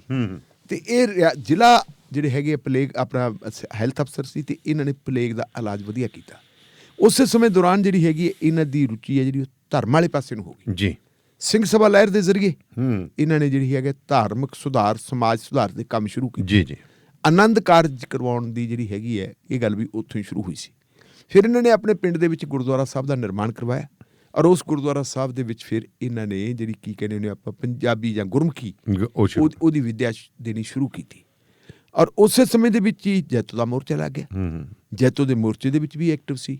ਇਹਨਾਂ ਦੀ ਗ੍ਰਿਫਤਾਰੀ ਹੁੰਦੀ ਹੈ, ਗ੍ਰਿਫਤਾਰ ਕਰਕੇ ਇਹਨਾਂ ਨੂੰ ਲੈ ਗਏ ਲਾਹੌਰ ਜੇਲ੍ਹ 'ਚ। ਗੜਵੀ ਦਾ ਦੋਸ਼ ਲਾਤਾ। ਲਾਹੌਰ ਜੇਲ੍ਹ ਦੇ ਵਿੱਚ ਅੰਗਰੇਜ਼ੀ ਸਰਕਾਰ ਨੇ ਗ੍ਰਿਫਤਾਰ ਕੀਤਾ ਸੀਗਾ, ਉਹਦਾ ਕਰਕੇ ਜੈਤੋ ਦਾ ਮੋਰਚਾ ਕਰਕੇ ਉੱਥੇ ਸੀ। ਜੇਲੋਂ ਨਿਕਲਦਿਆਂ ਸਾਰੇ ਇਹਨਾਂ ਨੂੰ ਗ੍ਰਿਫਤਾਰ ਕਰ ਲਿਆ ਤੇ ਫਿਰ ਇਹਨਾਂ ਤੇ ਗੜਵੀ ਚੋਰੀ ਦਾ ਕੇਸ ਪਾਤਾ ਸੀ। ਉਹ ਬਾਬਾ ਗੰਦਾ ਸਿੰਘ ਡੇਰਾ ਉੱਥੇ ਇੱਕ, ਪਰ ਉਹਦੇ ਮਹੰਤ ਨੇ ਜਾ ਕੇ ਅਦਾਲਤ 'ਚ ਬਿਆਨ ਦਿੱਤਾ ਨਾਜ਼ਮ ਦੇ ਸਾਹਮਣੇ ਕਿ ਸਾਡੀ ਤਾਂ ਗੜਵੀ ਚੋਰੀ ਨਹੀਂ ਹੋਈ। ਅੱਛਾ, ਨਤੀਜਾ ਕੀ ਹੋਇਆ ਕਿ ਇਹਨਾਂ ਨੂੰ ਬਰੀ ਕਰਨਾ ਚਾਹੀਦਾ ਸੀ, ਜੇਲ੍ਹ 'ਚੋਂ ਰਿਹਾ ਕਰਨਾ ਚਾਹੀਦਾ ਸੀ, ਲੇਕਿਨ ਰਿਹਾ ਨਹੀਂ ਕੀਤਾ। ਫਿਰ ਬਾਬਾ ਖੜਕ ਸਿੰਘ ਹੁਣੀ ਆਏ, ਬੇਤਾਜ ਬਾਦਸ਼ਾਹ। ਬਾਬਾ ਖੜਕ ਸਿੰਘ ਅਜਿਹੇ ਲੀਡਰ ਸੀ ਜਿਨ੍ਹਾਂ ਨੂੰ ਕਾਂਗਰਸ ਪਾਰਟੀ ਵੀ ਰੱਬ ਦਾ ਰੂਪ ਮੰਨਦੀ ਸੀ ਤੇ ਅਕਾਲੀ ਦਲ ਵਾਲੇ ਮੰਨਦੇ ਸੀ। ਔਰ ਦੋਨਾਂ ਪਾਰਟੀਆਂ ਨੇ ਇੱਕ ਵਾਰੀ ਉਹਨਾਂ ਨੂੰ ਸਾਂਝੇ ਤੌਰ ਦੇ ਉੱਤੇ ਕਹਿੰਦੇ ਸੀ ਤੁਸੀਂ ਸਾਡੇ ਲੀਡਰ ਹੋ। ਤੇ ਬਾਬਾ ਖੜਕ ਸਿੰਘ ਨੇ ਫਿਰ ਜਦੋਂ ਦਿੱਤੀ ਨਾ ਥੋੜੀ ਜਿਹੀ ਥ੍ਰੈਟ ਕਿ ਗੱਲ ਇਹ ਨਹੀਂ ਤਾਂ ਇਹ ਫਿਰ ਦੇਖੋ ਹੋਣਾ ਕੀ, ਤੇ ਫਿਰ ਉਹਨਾਂ ਨੂੰ ਰਿਹਾ ਕਰਤਾ ਸੀ ਰਿਆਸਤ ਪਟਿਆਲਾ ਨੇ। ਬਾਅਦ ਦੇ ਵਿੱਚ ਮਹਾਰਾਜਾ ਨੇ ਉਹਨਾਂ ਨੂੰ ਬੁਲਾਇਆ ਔਰ ਬੁਲਾ ਕੇ ਉਹਨਾਂ ਨੂੰ ਗੱਲਬਾਤ ਕੀਤੀ ਤੇ ਉਹਨਾਂ ਨੇ ਕਿਹਾ ਜੀ ਡੈਮੋਕ੍ਰੇਸੀ ਬਹਾਲ ਕਰੋ, ਇੱਥੇ ਵਿਧਾਨ ਸਭਾ ਬਣਾਓ। ਜੀ ਰਾਜੇ ਨੇ ਵਿਧਾਨ ਸਭਾ ਬਣਾਉਣ ਤੋਂ ਇਨਕਾਰ ਕਰਤਾ ਤੇ ਫਿਰ ਜਿਹੜੀ ਰਿਆਸਤੀ ਪਰਜਾ ਮੰਡਲ ਦੀ ਸ਼ਿਮਲਾ ਕਾਨਫਰੰਸ ਹੁੰਦੀ ਹੈ ਦੂਜੀ, ਫਿਰ ਤੀਜੀ ਕਾਨਫਰੰਸ ਹੁੰਦੀ ਹੈ ਤੁਹਾਡੀ ਦਿੱਲੀ ਦੇ ਵਿੱਚ ਉਹ, ਤੇ ਫਿਰ ਜਿਹੜੀ ਹੈਗੀ ਹੈ ਅੰਮ੍ਰਿਤਸਰ ਦੇ ਵਿੱਚ ਜਿਹੜੀ ਕਾਨਫਰੰਸ ਹੁੰਦੀ ਹੈ, ਉਹਨਾਂ ਕਾਨਫਰੰਸਾਂ 'ਚ ਇਹਨਾਂ ਨੇ ਹਿੱਸਾ ਲਿਆ ਜੀ। ਉਸੇ ਸਮੇਂ ਦੌਰਾਨ ਹੀ ਇਹਨਾਂ ਨੇ ਪਿੰਡਾਂ ਦੇ ਵਿੱਚ ਜਾ ਕੇ ਪ੍ਰਚਾਰ ਕਰਨਾ ਸ਼ੁਰੂ ਕਰ ਦਿੱਤਾ। ਖੁਡਿਆਲ ਪਿੰਡ ਦੇ ਵਿੱਚ ਇਹਨਾਂ ਨੇ ਇੱਕ ਬੜਾ ਜੋਸ਼ੀਲਾ ਤੇ ਇਨਕਲਾਬੀ ਭਾਸ਼ਣ ਕੀਤਾ ਸੀ ਜੀ। ਉਹਦੇ ਇਵਜ਼ ਦੇ ਵਿੱਚ ਫਿਰ ਇਹਨਾਂ ਨੂੰ ਦੁਬਾਰਾ ਗ੍ਰਿਫਤਾਰ ਕਰ ਲਿਆ ਜੀ। ਇਹ ਗ੍ਰਿਫਤਾਰ ਕਰਕੇ ਅੰਦਰ ਸੀ ਔਰ ਅੰਦਰ ਜਦੋਂ ਸੀ ਤੇ ਉਹਦਾ ਅੰਦਰ ਦਾ ਕਾਰਨ ਕੀ ਸੀਗਾ, ਕਿਉਂਕਿ ਇਹਨਾਂ ਨੇ ਗਰੀਬਾਂ ਦੇ ਹੱਕ ਵਿੱਚ ਆਵਾਜ਼ ਬੁਲੰਦ ਕੀਤੀ ਜੀ। ਪਰਜਾ ਮੰਡਲ ਜਿਹੜੀ ਮੂਵਮੈਂਟ ਹੈ, ਪਰਜਾ ਮੰਡਲ ਮੂਵਮੈਂਟ ਦੇ ਰਾਹੀਂ ਲੋਕਾਂ ਨੂੰ ਡੈਮੋਕ੍ਰੇਟਿਕ ਰਾਈਟ ਮਿਲਣ ਜੀ। ਰਜਵਾੜਾ ਸ਼ਾਹੀ ਨੇ ਜਿਹੜੇ ਲੋਕਾਂ ਦੇ ਡੈਮੋਕ੍ਰੇਟਿਕ ਜਿਹੜੇ ਸੀਗੇ ਰਾਈਟ ਉਹਨਾਂ ਨੂੰ ਖਤਮ ਕੀਤਾ ਸੀ, ਉਹਨਾਂ ਤੇ ਕੋਈ ਨੇੜੇ ਤੇ ਨਹੀਂ ਆਉਂਦਾ ਸੀ। ਸੋ ਜਿਹੜੀ ਬੜੀ ਵੱਡੀ ਜਦੋਜਹਿਦ ਲੜੀ ਸੀ ਔਰ ਉਸ ਜਦੋਜਹਿਦ ਦੇ ਚੱਲਦਿਆਂ ਇਹਨਾਂ ਨੂੰ ਸਜ਼ਾ ਵੀ ਹੋਈ ਤੇ ਸਜ਼ਾ ਦੇ ਦੌਰਾਨ ਹੀ ਫਿਰ ਇਹਨਾਂ ਨੇ 9 ਮਹੀਨਿਆਂ ਦੀ ਜਿਹੜੀ ਹੈ ਭੁੱਖ ਹੜਤਾਲ ਰੱਖ ਕੇ ਜੀ ਆਖਿਰ ਇਹਨਾਂ ਨੇ ਆਪਣਾ ਜਿਹੜਾ ਸੀ ਉਹ ਸਰੀਰ ਤਿਆਗਤਾ ਸੀ। ਔਰ ਸਰਦਾਰ ਸੇਵਾ ਸਿੰਘ ਠੀਕਰੀ ਵਾਲੇ ਸਾਡੇ ਪੰਜਾਬ ਦੇ ਇੱਕ ਨਾਮਵਰ ਸ਼ਹੀਦ ਹੈ ਜਿਨ੍ਹਾਂ ਦੀ ਸ਼ਹਾਦਤ ਦੀਆਂ ਅੱਜ ਵੀ ਲੋਕ 12 ਗਾਉਂਦੇ। ਕਹਿੰਦੇ ਖੇਤੀ ਨਾਲ ਵੀ ਬਹੁਤ ਇਹਨਾਂ ਨੇ ਬਹੁਤ ਸੀ। ਮੈਂ ਪੜ੍ਹ ਰਿਹਾ ਸੀਗਾ ਥੋੜ੍ਹਾ ਜਿਹਾ, ਕਿਉਂਕਿ ਇਤਿਹਾਸ ਨੂੰ ਪੜ੍ਹਨਾ ਹੀ ਪੈਂਦਾ, ਰੈਫਰੈਂਸ ਲੈਣਾ ਪੈਂਦਾ। ਕਹਿੰਦੇ ਕਿ ਉਦੋਂ ਤੁਸੀਂ ਆਮ ਕਿਸਾਨ ਸਰਕਾਰੀ ਰਾਹ ਤੇ ਨਹੀਂ ਚੜ੍ਹ ਸਕਦੇ ਸੀ ਕਿ ਰਾਜਿਆਂ ਤੇ ਅੰਗਰੇਜ਼ ਸਰਕਾਰ ਨੇ ਸ਼ਿਕਾਰ ਖੇਡਣਾ ਹੁੰਦਾ ਅਫਸਰਾਂ ਨੇ, ਤੇ ਕਿਸਾਨੀ ਸੰਘਰਸ਼ ਦੇ ਲਈ ਵੀ ਇਹਨਾਂ ਨੇ ਬਹੁਤ ਕੁਝ ਕੀਤਾ। ਕਿਸਾਨੀ ਸੰਘਰਸ਼ ਹੈ ਨਾ, ਜਿਹੜੀ ਪਰਜਾ ਮੰਡਲ ਲਹਿਰ ਹੈ ਤੇ ਮੁਜ਼ਾਹਰਾ ਲਹਿਰ ਹੈ ਜੀ, ਉਹ ਦੋਨੇ ਆਪਸ ਵਿੱਚ ਮੇਲ ਖਾਂਦੀਆਂ ਸੀ। ਜਿਹੜੀ ਮਾਲਵੇ ਦੀ ਜਿਹੜੀ ਲੜਾਈ ਹੈ, ਮਾਲਵੇ ਦੀ ਲੜਾਈ ਜਿਹੜੀ ਹੈ ਜਿਹੜੀ ਮੁਜ਼ਾਹਰਾ ਲਹਿਰ ਹੈ। ਹਾਂ ਮੁਜ਼ਾਹਰਾ ਲਹਿਰ ਇੱਕ ਅਜਿਹੀ ਲਹਿਰ ਸੀ ਜਿਸ ਲਹਿਰ ਨੇ ਹਥਿਆਰਬੰਦ ਹੁੰਦਿਆਂ ਹੋਇਆਂ ਜੀ 784 ਪਿੰਡਾਂ ਦੇ ਵਿੱਚੋਂ ਜਿਹੜੀ ਵਿਸਵੇਦਾਰੀ ਖਤਮ ਕਰਵਾਈ ਸੀ ਔਰ ਲੋਕਾਂ ਨੂੰ ਜ਼ਮੀਨਾਂ ਦੇ ਮਾਲਕੀ ਦੇ ਹੱਕ ਦਵਾਏ ਸੀ। ਔਰ ਇਹੀ ਕਾਰਨ ਹੈ ਕਿ ਜਿਹੜੀ ਕੋਈ ਵੀ ਅੰਦੋਲਨ ਉੱਠਦਾ ਹੈ ਜੀ, ਕੋਈ ਵੀ ਇਸ ਕਿਸਮ ਦਾ ਅੰਦੋਲਨ ਜਿਹੜਾ ਖਾੜਕੂ ਅੰਦੋਲਨ ਉੱਠਦਾ ਉਹ ਮਾਲਵੇ ਤੇ ਧਰਤੀ ਤੋੜਦਾ ਹੈ ਤੇ ਜਿੰਨੀ ਦੇਰ ਤੱਕ ਮਾਲਵੇ ਦੇ ਲੋਕ ਉੱਠ ਕੇ ਖੜੇ ਨਹੀਂ ਹੁੰਦੇ ਅੰਦੋਲਨ ਕੋਈ ਕਦੇ ਸਫਲ ਨਹੀਂ ਹੁੰਦਾ। ਜੀ। ਅੱਜ ਵੀ ਅੰਦੋਲਨ ਲਗਭਗ ਉਸੇ ਪੜਾਅ ਤੇ ਹੀ ਹੈ। ਜਿਹੜੇ ਹਾਲਾਤ ਸਰਦਾਰ ਸੇਵਾ ਸਿੰਘ ਠੀਕਰੀ ਵੇਲੇ ਸੀ ਉਹੀ ਹੈ। ਔਰ ਮੈਂ ਇੱਥੇ ਦੱਸਣਾ ਸੰਘਰਸ਼ ਚਾਹੂੰਗਾ ਵੀ ਆਪਾਂ ਨੂੰ ਉਵੇਂ ਹੀ ਲੜਨਾ ਪੈਣਾ। ਹਾਂ, ਮੈਂ ਇੱਥੇ ਦੱਸਣਾ ਚਾਹੂੰਗਾ ਕਿ ਸਰਦਾਰ ਸੇਵਾ ਸਿੰਘ ਠੀਕਰੀ ਵਾਲਾ ਨੂੰ ਜੇਲ੍ਹ ਦੇ ਵਿੱਚ ਬੈਠਿਆਂ ਹੀ ਬਾਬਾ ਖੜਕ ਸਿੰਘ ਨੇ ਪ੍ਰਜਾ ਮੰਡਲ ਦਾ ਜਿਹੜਾ ਉਹ ਨਾਮਜ਼ਦ ਕਰਤਾ ਸੀ ਪ੍ਰਧਾਨ ਕੇ ਪ੍ਰਜਾ ਮੰਡਲ ਦਾ ਪ੍ਰਧਾਨ ਹੋਣਗੇ। ਸਭ ਨੇ ਪ੍ਰਵਾਨ ਕੀਤਾ ਸੀ। ਜਿਹੜੇ ਲੋਕ ਇਹਨਾਂ ਦੇ ਨਾਲ ਕੰਮ ਕਰਨ ਵਾਲੇ ਸੀ ਉਹ ਬੜੇ ਵੱਡੇ ਇਨਕਲਾਬੀ ਸੀ। ਸਰਦਾਰ ਭਗਵਾਨ ਸਿੰਘ ਲੌਂਗੋਵਾਲ, ਬਾਬਾ ਹਰਦਿੱਤ ਸਿੰਘ ਜੀ, ਬਹੁਤ ਪੱਠਲ, ਹਰਨਾਮ ਸਿੰਘ ਚਮਕੌਰੀ, ਜੀ, ਬਹੁਤ ਵੱਡੇ ਵੱਡੇ ਲੋਕ ਸੀ। ਜਗੀਰ ਸਿੰਘ ਜੋਗਾ। ਔਰ ਇਹ ਉਹ ਲੋਕ ਸੀ ਜਿਨ੍ਹਾਂ ਨੇ ਫਿਰ ਇਹਦੇ ਤੇ ਪ੍ਰਜਾ ਮੰਡਲ ਦੇ ਪਲੇਟਫਾਰਮ ਥੱਲੇ ਜਿਹੜਾ ਕੰਮ ਕਾਂਗਰਸ ਪਾਰਟੀ ਵਾਕਈ ਦੇਸ਼ ਦੇ ਵਿੱਚ ਕਰਦੀ ਸੀ ਮੁਲਕ ਨੂੰ ਆਜ਼ਾਦ ਕਰਾਉਣ ਵਾਸਤੇ ਇਹਨਾਂ ਨੇ ਦੂਰੀ ਤੀਰੀ ਲੜਾਈ ਲੜੀ। ਜੀ। ਔਰ ਉਹ ਜਿਹੜੇ ਹੈਗੇ ਅੱਜ ਕੱਲ੍ਹ ਜੇ ਆਪਾਂ ਦੇਖੀਏ ਤਾਂ ਸਾਡਾ ਕਿਸਾਨ ਅੰਦੋਲਨ ਲਗਭਗ ਉਸੇ ਲਾਈਨ ਤੇ ਚੱਲ ਰਿਹਾ ਜਿਵੇਂ ਉਹਨਾਂ ਨੇ ਉਦੋਂ ਮਤਲਬ ਜਿਹੜਾ ਹੈਗਾ ਥਿੜਕੇ ਤੋਂ ਬਗੈਰ ਬਿਲਕੁਲ ਆਪਣੀ ਜਿਹੜੀ ਮੂਵਮੈਂਟ ਚਲਾਈ ਸੀ ਉਵੇਂ ਮੂਵਮੈਂਟ ਹੁਣ ਇਹ ਚੱਲਦੀ ਹੈ। ਜੀ ਬਿਲਕੁਲ। ਦੇਖੋ ਗੱਲ ਤਾਂ ਇਹੀ ਹੈ ਨਾ ਢਿੱਲੋਂ ਸਾਹਿਬ, ਉਵੇਂ ਹੀ ਸਾਨੂੰ ਚੱਲਣਾ ਪੈਣਾ, ਉਵੇਂ ਹੀ ਸੋਚ ਕੇ ਜਿੱਤਾਂ ਵੱਲ ਮੁੜਨਾ, ਬਿਲਕੁਲ ਜਿੱਤਾਂ ਵੱਲ ਆਉਣਾ। ਪਰ ਜਿਹੜੀ ਆਪਾਂ ਕਮੇਟੀ ਦੀ ਤੁਸੀਂ ਗੱਲ ਕਰ ਰਹੇ ਸੀਗੇ ਸਾਰੀ ਵਿੱਚ ਗੱਲ ਛੇੜੀ ਤੇ ਤੁਸੀਂ ਭੁਪਿੰਦਰ ਸਿੰਘ ਮਾਨ ਹੋਰਾਂ ਵਾਲੀ, ਪਰ ਕਹਿੰਦੇ ਜਦੋਂ ਉਹਦੀ ਕੋਈ ਨੁਕਤਾਚੀਨੀ ਕਰਦਾ ਸੁਪਰੀਮ ਕੋਰਟ ਔਖੀ ਹੁੰਦੀ ਹੈ। ਸੁਪਰੀਮ ਕੋਰਟ ਇਸ ਕਰਕੇ ਔਖੀ ਹੁੰਦੀ ਹੈ ਕਿਉਂਕਿ ਸੁਪਰੀਮ ਕੋਰਟ ਇਹ ਨਹੀਂ ਚਾਹੁੰਦੀ ਕਿ ਉਹਨਾਂ ਦੀ ਜਿਹੜੀ ਹੈਗੀ ਹੈ ਜਿਹੜੀ ਗੈਰ ਨਿਆਇਕ ਅਪਰੋਚ ਹੈ। ਜੀ। ਸੁਪਰੀਮ ਕੋਰਟ ਦਾ ਕੰਮ ਕੀ ਹੈ? ਸੁਪਰੀਮ ਕੋਰਟ ਦਾ ਕੰਮ ਇਹ ਹੈ ਕਿ ਸੁਪਰੀਮ ਕੋਰਟ ਨੇ ਇਹ ਦੇਖਣਾ ਕਿ ਜਿਹੜੇ ਕਾਨੂੰਨ ਬਣਦੇ ਹੈ ਜੀ ਉਹ ਕਾਨੂੰਨ ਕੀ ਸੰਵਿਧਾਨ ਦੀ ਮੂਲ ਭਾਵਨਾ ਦੇ ਮੁਤਾਬਕ ਹੈਗੇ। ਹਾਂਜੀ। ਜਾਂ ਉਹ ਕਾਨੂੰਨ ਕਿਸੇ ਹੋਰ ਤਰੀਕੇ ਨਾਲ। 3 ਹਿੱਸਿਆਂ ਦੇ ਵਿੱਚ ਸਾਡੀ ਜਿਹੜੀ ਹੈਗੀ ਹੈ ਰਾਜ ਪ੍ਰਬੰਧ ਵੰਡਿਆ ਹੋਇਆ ਜੀ। ਇੱਕ ਹੈ ਵਿਧਾਨ ਪਾਲਿਕਾ ਜੀ ਨੇ ਕਾਨੂੰਨ ਬਣਾਉਣੇ, ਕਾਰਜਪਾਲਿਕਾ ਸਰਕਾਰ ਜੀ ਨੇ ਕਾਨੂੰਨਾਂ ਨੂੰ ਲਾਗੂ ਕਰਨੇ, ਕਾਨੂੰਨ ਠੀਕ ਬਣੇ ਹੈ ਕਿ ਨਹੀਂ ਬਣੇ ਇਹਦੀ ਸਮੀਖਿਆ ਕਰਨੀ ਸੁਪਰੀਮ ਕੋਰਟ ਨੇ। ਜੀ। ਹੁਣ ਮਿਸਾਲ ਦੇ ਤੌਰ ਤੇ ਆਪਾਂ ਕਿਸਾਨ ਅੰਦੋਲਨ ਦੀ ਗੱਲ ਕਰ ਲਈਏ। ਕਿਸਾਨ ਅੰਦੋਲਨ ਦੇ ਵਿੱਚ ਜਿਹੜੀਆਂ ਪਟੀਸ਼ਨਾਂ ਪਈਆਂ ਉਹ ਆਪਣੀ ਥਾਂ ਦੇ ਉੱਤੇ ਹੈ। ਕਿਸੇ ਨੇ ਕੋਈ ਪਟੀਸ਼ਨ ਪਾਈ ਹੈ, ਕਿਸੇ ਨੇ ਕੋਈ ਪਟੀਸ਼ਨ ਪਾਈ ਹੈ। ਲੇਕਿਨ ਵੱਡਾ ਸਵਾਲ ਇਹ ਖੜਾ ਹੁੰਦਾ ਹੈ ਕਿ ਕੀ ਇਹ ਜਿਹੜਾ ਕਾਨੂੰਨ ਬਣਾਇਆ ਕੇਂਦਰ ਨੇ ਇਹ ਸੰਵਿਧਾਨ ਦੀ ਮੂਲ ਭਾਵਨਾ ਦੇ ਮੁਤਾਬਕ ਹੈ ਜਾਂ ਉਹਦੇ ਉਲਟ ਹੈ? ਹਾਂਜੀ। ਪਹਿਲੀ ਨਜ਼ਰੇ ਪਤਾ ਲੱਗਦਾ ਕਿ ਇਹ ਉਹਦੇ ਉਲਟ ਹੈ। ਕਿਉਂ? ਕਿਉਂਕਿ ਖੇਤੀਬਾੜੀ ਸਟੇਟ ਸਬਜੈਕਟ ਹੈ। ਬਿਲਕੁਲ। ਸਟੇਟ ਸਬਜੈਕਟ ਨੂੰ ਕੇਂਦਰ ਨੇ ਆਪਣੇ ਹੱਥ ਲੈ ਕੇ ਕਮਰਸ ਐਂਡ ਟ੍ਰੇਡ ਵਾਲੇ ਪਾਸੇ ਪਾ ਕੇ ਜਿਹੜੀ ਸਾਂਝੀ ਸੂਚੀ ਹੈ ਉਹਦੇ ਵਿੱਚ ਪਾ ਕੇ ਉਹਨਾਂ ਨੇ ਕਾਨੂੰਨ ਬਣਾਤੇ। ਸੁਪਰੀਮ ਕੋਰਟ ਨੂੰ ਚਾਹੀਦਾ ਸੀ ਕਿ ਸੁਪਰੀਮ ਕੋਰਟ ਇਸ ਗੱਲ ਦਾ ਨੋਟਿਸ ਲੈਂਦੀ, ਸੂਮੋਟੋ ਨੋਟਿਸ ਲੈ ਕੇ ਇਹਦੇ ਤੇ ਫੈਸਲਾ ਦਿੰਦੀ ਕਿ ਮੁਲਕ ਦੇ ਵਿੱਚ ਤਾਂ ਅਫਰਾ ਤਫਰੀ ਫੈਲਣ ਵਾਲੇ ਹਾਲਾਤ ਬਣੇ ਨੇ। ਇਹਨਾਂ ਹਾਲਾਤਾਂ ਦੇ ਵਿੱਚ ਸਾਨੂੰ ਕੀ ਕਹਿ ਹੁਣ ਸੁਪਰੀਮ ਕੋਰਟ ਨੇ ਬਣਾਤੀ ਕਮੇਟੀ। ਕਮੇਟੀ ਜਿਨ੍ਹਾਂ ਦੀ ਖਾਤਰ ਬਣਾਈ ਹੈ ਕਿ ਜੀ ਅਸੀਂ ਖੜੋਤ ਤੋੜਦੇ ਹਾਂ। ਖੜੋਤ ਤੋੜਦੇ ਹਾਂ। ਉਹ ਕਹਿੰਦੇ ਸਾਨੂੰ ਤਾਂ ਖੜੋਤ ਤੋੜਨ ਦੀ ਲੋੜ ਹੀ ਨਹੀਂ, ਸੁਪਰੀਮ ਕੋਰਟ ਦਾ ਕੰਮ ਹੀ ਕੋਈ ਨਹੀਂ ਜੀ। ਤੁਸੀਂ ਕਮੇਟੀਆਂ ਕਿਉਂ ਬਣਾਓ? ਤੁਸੀਂ ਵਿਚੋਲਗੀ ਕਿਉਂ ਕਰੋ? ਸਾਡੀ ਲੜਾਈ ਸਿੱਧੀ ਸਰਕਾਰ ਨਾਲ, ਸਰਕਾਰ ਗੱਲ ਕਰ ਰਹੀ ਤੇ ਆਹ ਗੱਲ ਆ ਗਈ। ਸਰਕਾਰ ਹੁਣ ਕਹਿੰਦੀ ਆਓ ਆਪਾਂ ਕਮੇਟੀ ਬਣਾ ਲਈਏ, ਅਸੀਂ 3 ਸਾਲ ਵਾਸਤੇ ਸਸਪੈਂਡ ਕਰਨੇ, 2 ਸਾਲ ਵਾਸਤੇ ਸਸਪੈਂਡ ਕਰਨੇ। ਭਾਵੇਂ ਸੁਪਰੀਮ ਕੋਰਟ ਨੇ ਵੀ ਉਹਦੇ ਤੇ ਸਟੇ ਕੀਤਾ ਵਾ ਜੀ। ਲੇਕਿਨ ਉਦੋਂ ਇਹ ਲੱਗਦਾ ਸੀ ਕਿ ਜਿਵੇਂ ਸੁਪਰੀਮ ਕੋਰਟ ਨੇ ਕਮੇਟੀ ਬਣਾਤੀ ਹੈ, ਆਲ ਪਾਵਰਫੁਲ ਕਮੇਟੀ ਹੈ, ਇਹੀ ਫੈਸਲਾ ਕਰੂ। ਬਾਅਦ ਵਿੱਚ ਜੋ ਨੁਕਤਾਚੀਨੀ ਹੋਣ ਲੱਗੀ ਫਿਰ ਸੁਪਰੀਮ ਕੋਰਟ ਨੇ ਕਹਿੰਦਾ ਨਹੀਂ, ਇਹ ਤਾਂ ਇੱਕ ਸਲਾਹਕਾਰ ਕਮੇਟੀ ਹੈ, ਸਾਨੂੰ ਰਿਪੋਰਟ ਦੇਊਗੀ ਜੀ। ਹੁਣ ਕਿਸਾਨਾਂ ਦਾ ਰੌਲਾ ਇਹੀ ਹੈ, ਕਿਸਾਨ ਇਸੇ ਕਰਕੇ ਨੁਕਤਾਚੀਨੀ ਕਰਦੇ ਆ ਕਿ ਜਿਹੜੀ ਕਮੇਟੀ ਦੇ 4 ਦੇ 4 ਮੈਂਬਰ ਜੀ ਇਹਨਾਂ ਕਾਨੂੰਨਾਂ ਦੇ ਸਮਰਥਕ ਹੈ, ਜਿਹੜੇ ਕਾਨੂੰਨ ਬਣਨ ਤੋਂ ਪਹਿਲਾਂ ਇਹਨਾਂ ਦੇ ਹੱਕ ਵਿੱਚ ਆਰਟੀਕਲ ਲਿਖਦੇ ਸੀ ਜੀ, ਜਿਹੜੇ ਅੰਦੋਲਨ ਕਰਦੇ ਸੀ, ਅਸੀਂ ਉਹਨਾਂ ਨੂੰ ਕਿਵੇਂ ਮੰਨੀਏ? ਇਹਦੇ ਤੇ ਹੁਣ ਜੇ ਵੈਸੇ ਤਾਂ ਦੂਜੀਆਂ ਜਥੇਬੰਦੀਆਂ ਨੇ, ਸੰਘਰਸ਼ੀਲ ਜਥੇਬੰਦੀਆਂ ਨੇ ਤਾਂ ਪਹਿਲਾਂ ਹੀ ਨਹੀਂ ਮੰਨਿਆ ਸੀ ਜੀ। ਹੁਣ ਹੋਇਆ ਕੀ ਕਿ ਇੱਕ BKU ਲੋਕ ਸ਼ਕਤੀ ਹੈ ਜੀ, ਉਹਨੇ ਪਟੀਸ਼ਨ ਦਾਇਰ ਕਰਤੀ ਕਿ ਜੀ ਜਦੋਂ ਭੁਪਿੰਦਰ ਸਿੰਘ ਮਾਨ ਹੋਰੀ ਛੱਡ ਗਏ ਤੇ ਆ ਜਿਵੇਂ ਉਹਨਾਂ ਨੇ ਛੱਡਿਆ ਜਿਸ ਵਜ੍ਹਾ ਕਾਰਨ ਬਾਕੀ ਵੀ ਨੇ ਉਹ ਜੇ, ਇਸ ਕਰਕੇ ਨਵੀਂ ਕਮੇਟੀ ਗਠਿਤ ਕਰ ਦਿਓ, ਨਵੀਂ ਕਮੇਟੀ ਬਣਾ ਦਿਓ। ਫਿਰ ਸੁਪਰੀਮ ਕੋਰਟ ਨੇ ਮਤਲਬ ਹੈ ਵੀ ਲੋਕਾਂ ਦਾ ਧਿਆਨ ਲਾਂਭੇ ਕਰਨ ਵਾਸਤੇ ਜੀ ਕਹਿੰਦੇ ਜੀ ਤੁਸੀਂ ਮੰਨਣਾ ਇਹਨੂੰ ਨਾ ਮੰਨੋ, ਨਹੀਂ ਮੰਨਣਾ ਨਾ ਮੰਨੋ, ਆਉਣਾ ਆਓ, ਨਹੀਂ ਆਉਣਾ ਨਾ ਆਓ, ਅਸੀਂ ਤੁਹਾਨੂੰ ਕਹਿੰਦੇ ਤੁਸੀਂ ਪੇਸ਼ ਹੋ ਜਾਓ। ਪਰ ਕਹਿੰਦੇ ਵੀ ਕਿਸੇ ਬੰਦੇ ਦੇ ਵਿਚਾਰ ਕੁਝ ਵੀ ਹੋਣ ਜੀ, ਉਹਦੀ ਬਦਨਾਮੀ ਨਹੀਂ ਕਰਨੀ ਚਾਹੀਦੀ, ਉਹਨੂੰ ਨਿੰਦਣਾ ਨਾ। ਹੁਣ ਜਿੱਥੇ ਲੜਾਈ ਚੱਲਦੀ ਹੈ, ਲੜਾਈ ਦੇ ਵਿੱਚ ਤਾਂ ਫਿਰ ਜਿਹੜੀ ਹੈਗੀ ਉਹ ਕੋਈ ਗਾਲਾਂ ਤਾਂ ਨਾ ਕੋਈ ਹਵਾ ਤਵਾ ਬੋਲਦੇ। ਉਹ ਕਹਿੰਦੇ ਜੀ ਇਹ ਸਰਕਾਰ ਪੱਖੀ ਬੰਦੇ ਹੈ, ਇਹ ਸਰਕਾਰ ਦੇ ਪਿੱਠੂ ਹੈ। ਤੇ ਜਦੋਂ ਉਹ ਲਿਖਦੇ ਹੈ ਜੇ ਉਹਨਾਂ ਦੀ ਨਿਗਾਹ ਦੇ ਵਿੱਚ ਸਰਕਾਰ ਦੇ ਪਿੱਠੂ ਤੇ ਜੇ ਕੀ, ਸੋ ਕੁੱਲ ਮਿਲਾ ਕੇ ਆਪਾਂ ਕਹਿ ਸਕਦੇ ਕਿ ਜਿਹੜੀ ਸੁਪਰੀਮ ਕੋਰਟ ਹੈ, ਸੁਪਰੀਮ ਕੋਰਟ ਨੇ ਜਿਹੜੀ ਆਪਣੀ ਮਤਲਬ ਗੈਰ ਨਿਆਇਕ ਪਹੁੰਚ ਅਪਣਾਈ ਹੈ ਹਾਂਜੀ। ਹੁਣ ਉਹਦੇ ਤੇ ਪਰਦਾ ਪਾਉਣ ਵਾਸਤੇ ਇਸ ਤਰ੍ਹਾਂ ਦੇ ਜਿਹੜੇ ਹੈਗੇ ਆ ਉਹ ਮਤਲਬ ਉਹਨਾਂ ਨੂੰ ਟਿੱਪਣੀਆਂ ਕਰਨੀਆਂ ਪੈਂਦੀਆਂ, ਇਸ ਕਿਸਮ ਦੀ ਅਪਰੋਚ ਅਪਣਾਉਣੀ ਪੈਂਦੀ ਹੈ। ਇਹ ਉਹਨਾਂ ਦੀ ਆਪ ਦੀ ਜਿਹੜੀ ਹੈਗੀ ਕੀਤੀ ਕਰਾਈ ਉਹਦਾ ਹੀ ਨਤੀਜਾ ਹੈ। ਬਿਲਕੁਲ। ਪਰ ਦੇਖੋ ਢਿੱਲੋਂ ਸਾਹਿਬ, ਬੜੀ ਹੈਰਾਨੀ ਵਾਲੀ ਗੱਲ ਹੈ, ਆਪਾਂ ਕਈ ਕਰੀਏ ਤਾਂ ਜਿਵੇਂ ਹੁਣ ਜਿਹਨੂੰ ਹਾਈ ਪਾਵਰ ਕਮੇਟੀ ਕਹਿੰਦੇ ਆ, ਪੰਜਾਬੀ 'ਚ ਉੱਚ ਤਾਕਤੀ ਕਮੇਟੀ, ਹੁਣ ਕਹਿੰਦੇ ਗੱਲ ਬਾਹਰ ਆ ਗਈ ਹੈ ਕਿ ਜਿਹੜੀ ਹਾਈ ਪਾਵਰ ਕਮੇਟੀ ਸੀ ਉਹਦੀ ਰਿਪੋਰਟ ਲਏ ਬਿਨਾਂ ਹੀ ਇਹ ਕਾਨੂੰਨ ਪਾਸ ਕਰਤੇ। ਦੇਖ ਲਓ, ਕਰੜਾ ਤਿਆਰ ਕਰਤਾ। ਦਾਨੇਵਾਲੀਆ ਸਾਹਿਬ, ਬੜੀਆਂ ਅਜੀਬ ਗੱਲਾਂ ਹੁੰਦੀਆਂ ਹਾਂਜੀ। ਸਾਡੇ ਮੀਡੀਆ ਵਾਲੇ ਵੀ ਜਦੋਂ ਚੱਕਦੇ ਆ ਨਾ ਤੇ ਇਹ ਵੀ ਫਿਰ ਬਾਤ ਦਾ ਪਤੰਗੜ ਬਣਾ ਦਿੰਦੇ ਜੀ। ਜਦੋਂ ਇਹ ਕਾਨੂੰਨ ਆਏ ਹੈ ਉਹਨਾਂ ਦਿਨਾਂ ਦੇ ਵਿੱਚ ਤੁਸੀਂ ਦੇਖਿਆ ਹੋਣਾ, ਸ਼ੁਰੂ ਦੇ ਵਿੱਚ ਤੇ ਬੜਾ ਰੌਲਾ ਪਿਆ ਸੀ ਜੀ ਕਿ ਜੀ ਇੱਕ ਮੁੱਖ ਮੰਤਰੀਆਂ ਦੀ ਕਮੇਟੀ ਬਣੀ ਹੈ ਤੇ ਮੁੱਖ ਮੰਤਰੀਆਂ ਦੀ ਕਮੇਟੀ ਨੇ ਪ੍ਰਵਾਨਗੀ ਦਿੱਤੀ ਹੈ ਜੀ। ਅਕਾਲੀ ਦਲ ਤੇ ਆਮ ਆਦਮੀ ਪਾਰਟੀ ਵਾਲੇ ਕੈਪਟਨ ਅਮਰਿੰਦਰ ਦੇ ਉੱਤੇ ਨਜ਼ਲਾ ਝਾੜਦੇ ਸੀ ਕਿ ਕੈਪਟਨ ਅਮਰਿੰਦਰ ਉਸ ਕਮੇਟੀ ਦਾ ਮੈਂਬਰ ਨਹੀਂ ਸੀ ਬਣਾਇਆ ਜੀ, ਇਹਨੇ ਚਿੱਠੀ ਲਿਖ ਕੇ ਤੇ ਉਸ ਕਮੇਟੀ ਦਾ ਮੈਂਬਰ ਬਣਿਆ। ਫਿਰ ਕਹਿੰਦੇ ਵੀ ਕੈਪਟਨ ਅਮਰਿੰਦਰ ਸਿੰਘ ਤਾਂ ਕਦੇ ਗਿਆ ਹੀ ਨਹੀਂ ਜੀ, ਇਹ ਜਾਂ ਤਾਂ ਆਪਦੇ ਅਫਸਰਾਂ ਨੂੰ ਭੇਜਦਾ ਤੇ ਜਾਂ ਮਨਪ੍ਰੀਤ ਬਾਦਲ ਨੂੰ ਭੇਜਦਾ। ਮਨਪ੍ਰੀਤ ਬਾਦਲ ਤੇ ਅਫਸਰ ਜਾ ਕੇ ਜਿਹੜੇ ਹੈਗੇ ਆ ਜੀ, ਉਹ ਜਿਹੜੀਆਂ ਗੱਲਾਂ ਬਾਤਾਂ ਕਰਦੇ ਰਹੇ, ਉਹਦਾ ਭਾਵ ਅਰਥ ਉਹਨਾਂ ਨੇ ਇਹ ਕੱਢਿਆ ਸੀ ਕਿ ਪੰਜਾਬ ਸਰਕਾਰ ਨੇ ਇਹਦੀ ਸਹਿਮਤੀ ਦੇ ਦਿੱਤੀ ਜੀ ਕਿ ਤੁਸੀਂ ਕਾਨੂੰਨ ਬਣਾ ਦਿਓ। ਇਹਦੇ ਤੇ ਉਦੋਂ ਵੀ ਗੱਲ ਕਰੀ ਜਾਂਦੇ ਸੀ, ਮੀਡੀਆ ਨੇ ਵੀ ਬੜੀਆਂ ਬਹਿਸਾਂ ਹੋਣ ਲੱਗ ਗਈਆਂ ਜੀ। ਉੱਥੇ ਜਾ ਕੇ ਗੱਲ ਕਰਕੇ ਕੋਈ ਕਾਹਨ ਸੁਪਨ ਨੂੰ ਮਗਰ ਤੁਰਿਆ ਫਿਰੇ, ਕੋਈ ਕਿਸੇ ਮਗਰ। ਲੇਕਿਨ ਇੱਕ ਗੱਲ ਆਪਾਂ ਨੂੰ ਇਹ ਮੰਨਣੀ ਪੈਣੀ ਹੈ ਕਿ ਜਿਹੜੀ UPA 1 ਦੀ ਸਰਕਾਰ ਸੀ ਜੀ, ਡਾਕਟਰ ਮਨਮੋਹਨ ਸਿੰਘ ਵਾਲੀ ਸਰਕਾਰ ਬਣੀ, ਉਸ ਸਰਕਾਰ ਦੇ ਵਿੱਚ ਅੱਜ ਜਦੋਂ ਸਾਡੇ ਬਹੁਤ ਸਾਰੇ ਭੈਣ ਭਰਾ ਜਿਹੜੇ ਹੈਗੇ ਆ ਨਾ ਵਿਦੇਸ਼ਾਂ ਦੇ ਵਿੱਚ ਬੈਠੇ ਆ, ਇੱਕ ਹੈ ਤਾਂ ਭਾਵੇਂ ਗਿਣਤੀ ਤਾਂ ਉਹਨਾਂ ਦੀ ਥੋੜ੍ਹੀ ਹੈ, ਬਹੁਤਾ ਜਿਹੜਾ ਹੈ ਕਿਸਾਨ ਅੰਦੋਲਨ ਦੇ ਵਿੱਚ ਵੀ ਨਾ ਇੱਕ ਸ਼ਬਦ ਵਰਤਦੇ ਆ ਵਾਰ-ਵਾਰ ਕੀ ਜੀ, ਵੀ ਆ ਜਿਹੜੇ ਕਾਮਰੇਡ ਹੈ ਨਾ, ਇਹ ਕਾਮਰੇਡੀਕਰਨ ਕਰਤਾ, ਇਹ ਫਲਾਨਾ ਕਰਤਾ, ਧਮਕਾ ਕਰਤਾ, ਮਤਲਬ ਉਹਨਾਂ ਦਾ ਸਾਰਾ ਇਹ ਲੱਗਦਾ ਵੀ ਨਰਿੰਦਰ ਮੋਦੀ ਨਾਲੋਂ ਵੀ ਮਾੜੇ ਕਾਮਰੇਡ ਹੈ ਵੀ ਕਾਨੂੰਨ ਇਹਨਾਂ ਨੇ ਬਣਾਤਾ। ਕਿਉਂਕਿ ਅੰਦੋਲਨ ਦੇ ਵਿੱਚ ਜਿਹੜੀਆਂ ਖੱਬੇ ਪੱਖੀ ਜਥੇਬੰਦੀਆਂ ਜੀ, ਖੈਰ ਉਹਨਾਂ ਨੂੰ ਮੁਬਾਰਕ ਹੋਵੇ, ਆਪਾਂ ਉਹਨਾਂ ਦੀ ਕੋਈ ਨੁਕਤਾਚੀਨੀ ਨਹੀਂ ਕਰਦੇ, ਪਰ ਮੈਂ ਇੱਥੇ ਗੱਲ ਦੱਸਣੀ ਚਾਹੂੰਗਾ ਕਿ ਜਿਹੜੀ UPA 1 ਦੀ ਸਰਕਾਰ ਬਣੀ ਸੀ, ਉਸ ਸਰਕਾਰ ਤੋਂ 2 ਕਾਨੂੰਨ ਬਣਵਾਏ ਸੀ ਕਾਮਰੇਡਾਂ ਨੇ।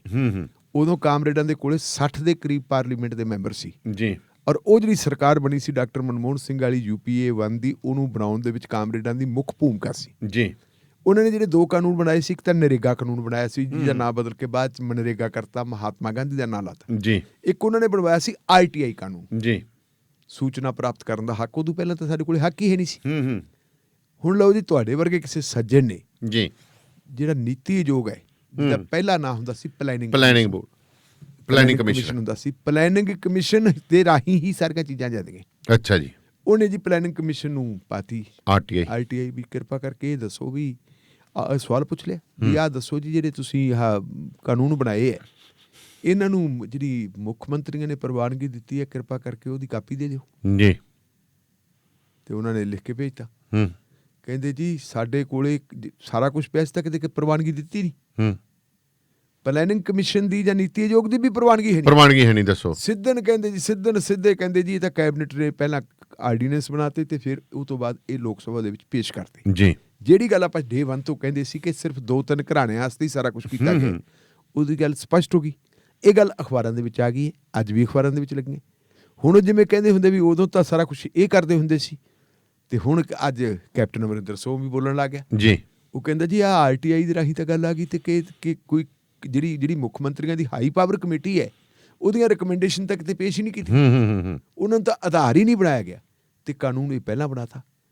ਇਹਦੇ ਤੇ ਫਿਰ ਚੁਟਕੀਆਂ ਵੀ ਲੈਣ ਵਾਲੀ ਗੱਲ ਹੈ ਜੀ। ਉਹਨੇ ਆਮ ਆਦਮੀ ਪਾਰਟੀ ਤੇ ਵੀ ਤੀਰਅੰਦਾਜ਼ੀ ਕੀਤੀ ਹੈ ਤੇ ਗਾਂ ਚਾਂਦਮਾਰੀ ਅਕਾਲੀ ਦਲ ਤੇ ਵੀ ਕੀਤੀ, ਖਾਸ ਕਰਕੇ ਬੀਬੀ ਹਰਸਿਮਰਤ ਕੌਰ ਬਾਦਲ ਨੂੰ ਉਹਨਾਂ ਨੇ ਜੀ ਫਿਰ ਲਿਆ ਨਿਸ਼ਾਨੇ ਤੇ ਵੀ ਬੀਬੀ ਹਰਸਿਮਰਤ ਕੌਰ ਬਾਦਲ ਇਹ ਚੀਜ਼ ਆਉਣ ਦੇ ਬਾਵਜੂਦ ਜੀ, ਜਦੋਂ ਇਹ ਅਖਬਾਰਾਂ ਦੇ ਵਿੱਚ ਆ ਗਈ, ਉਦੋਂ ਵੀ ਬਿਆਨ ਦੇਈ ਜਾਂਦੀ ਹੈ ਰਾਹੁਲ ਗਾਂਧੀ ਨੇ ਕਿ ਰਾਹੁਲ ਗਾਂਧੀ ਆਹ ਦੱਸੇ ਤੇ ਆਹ ਦੱਸੇ।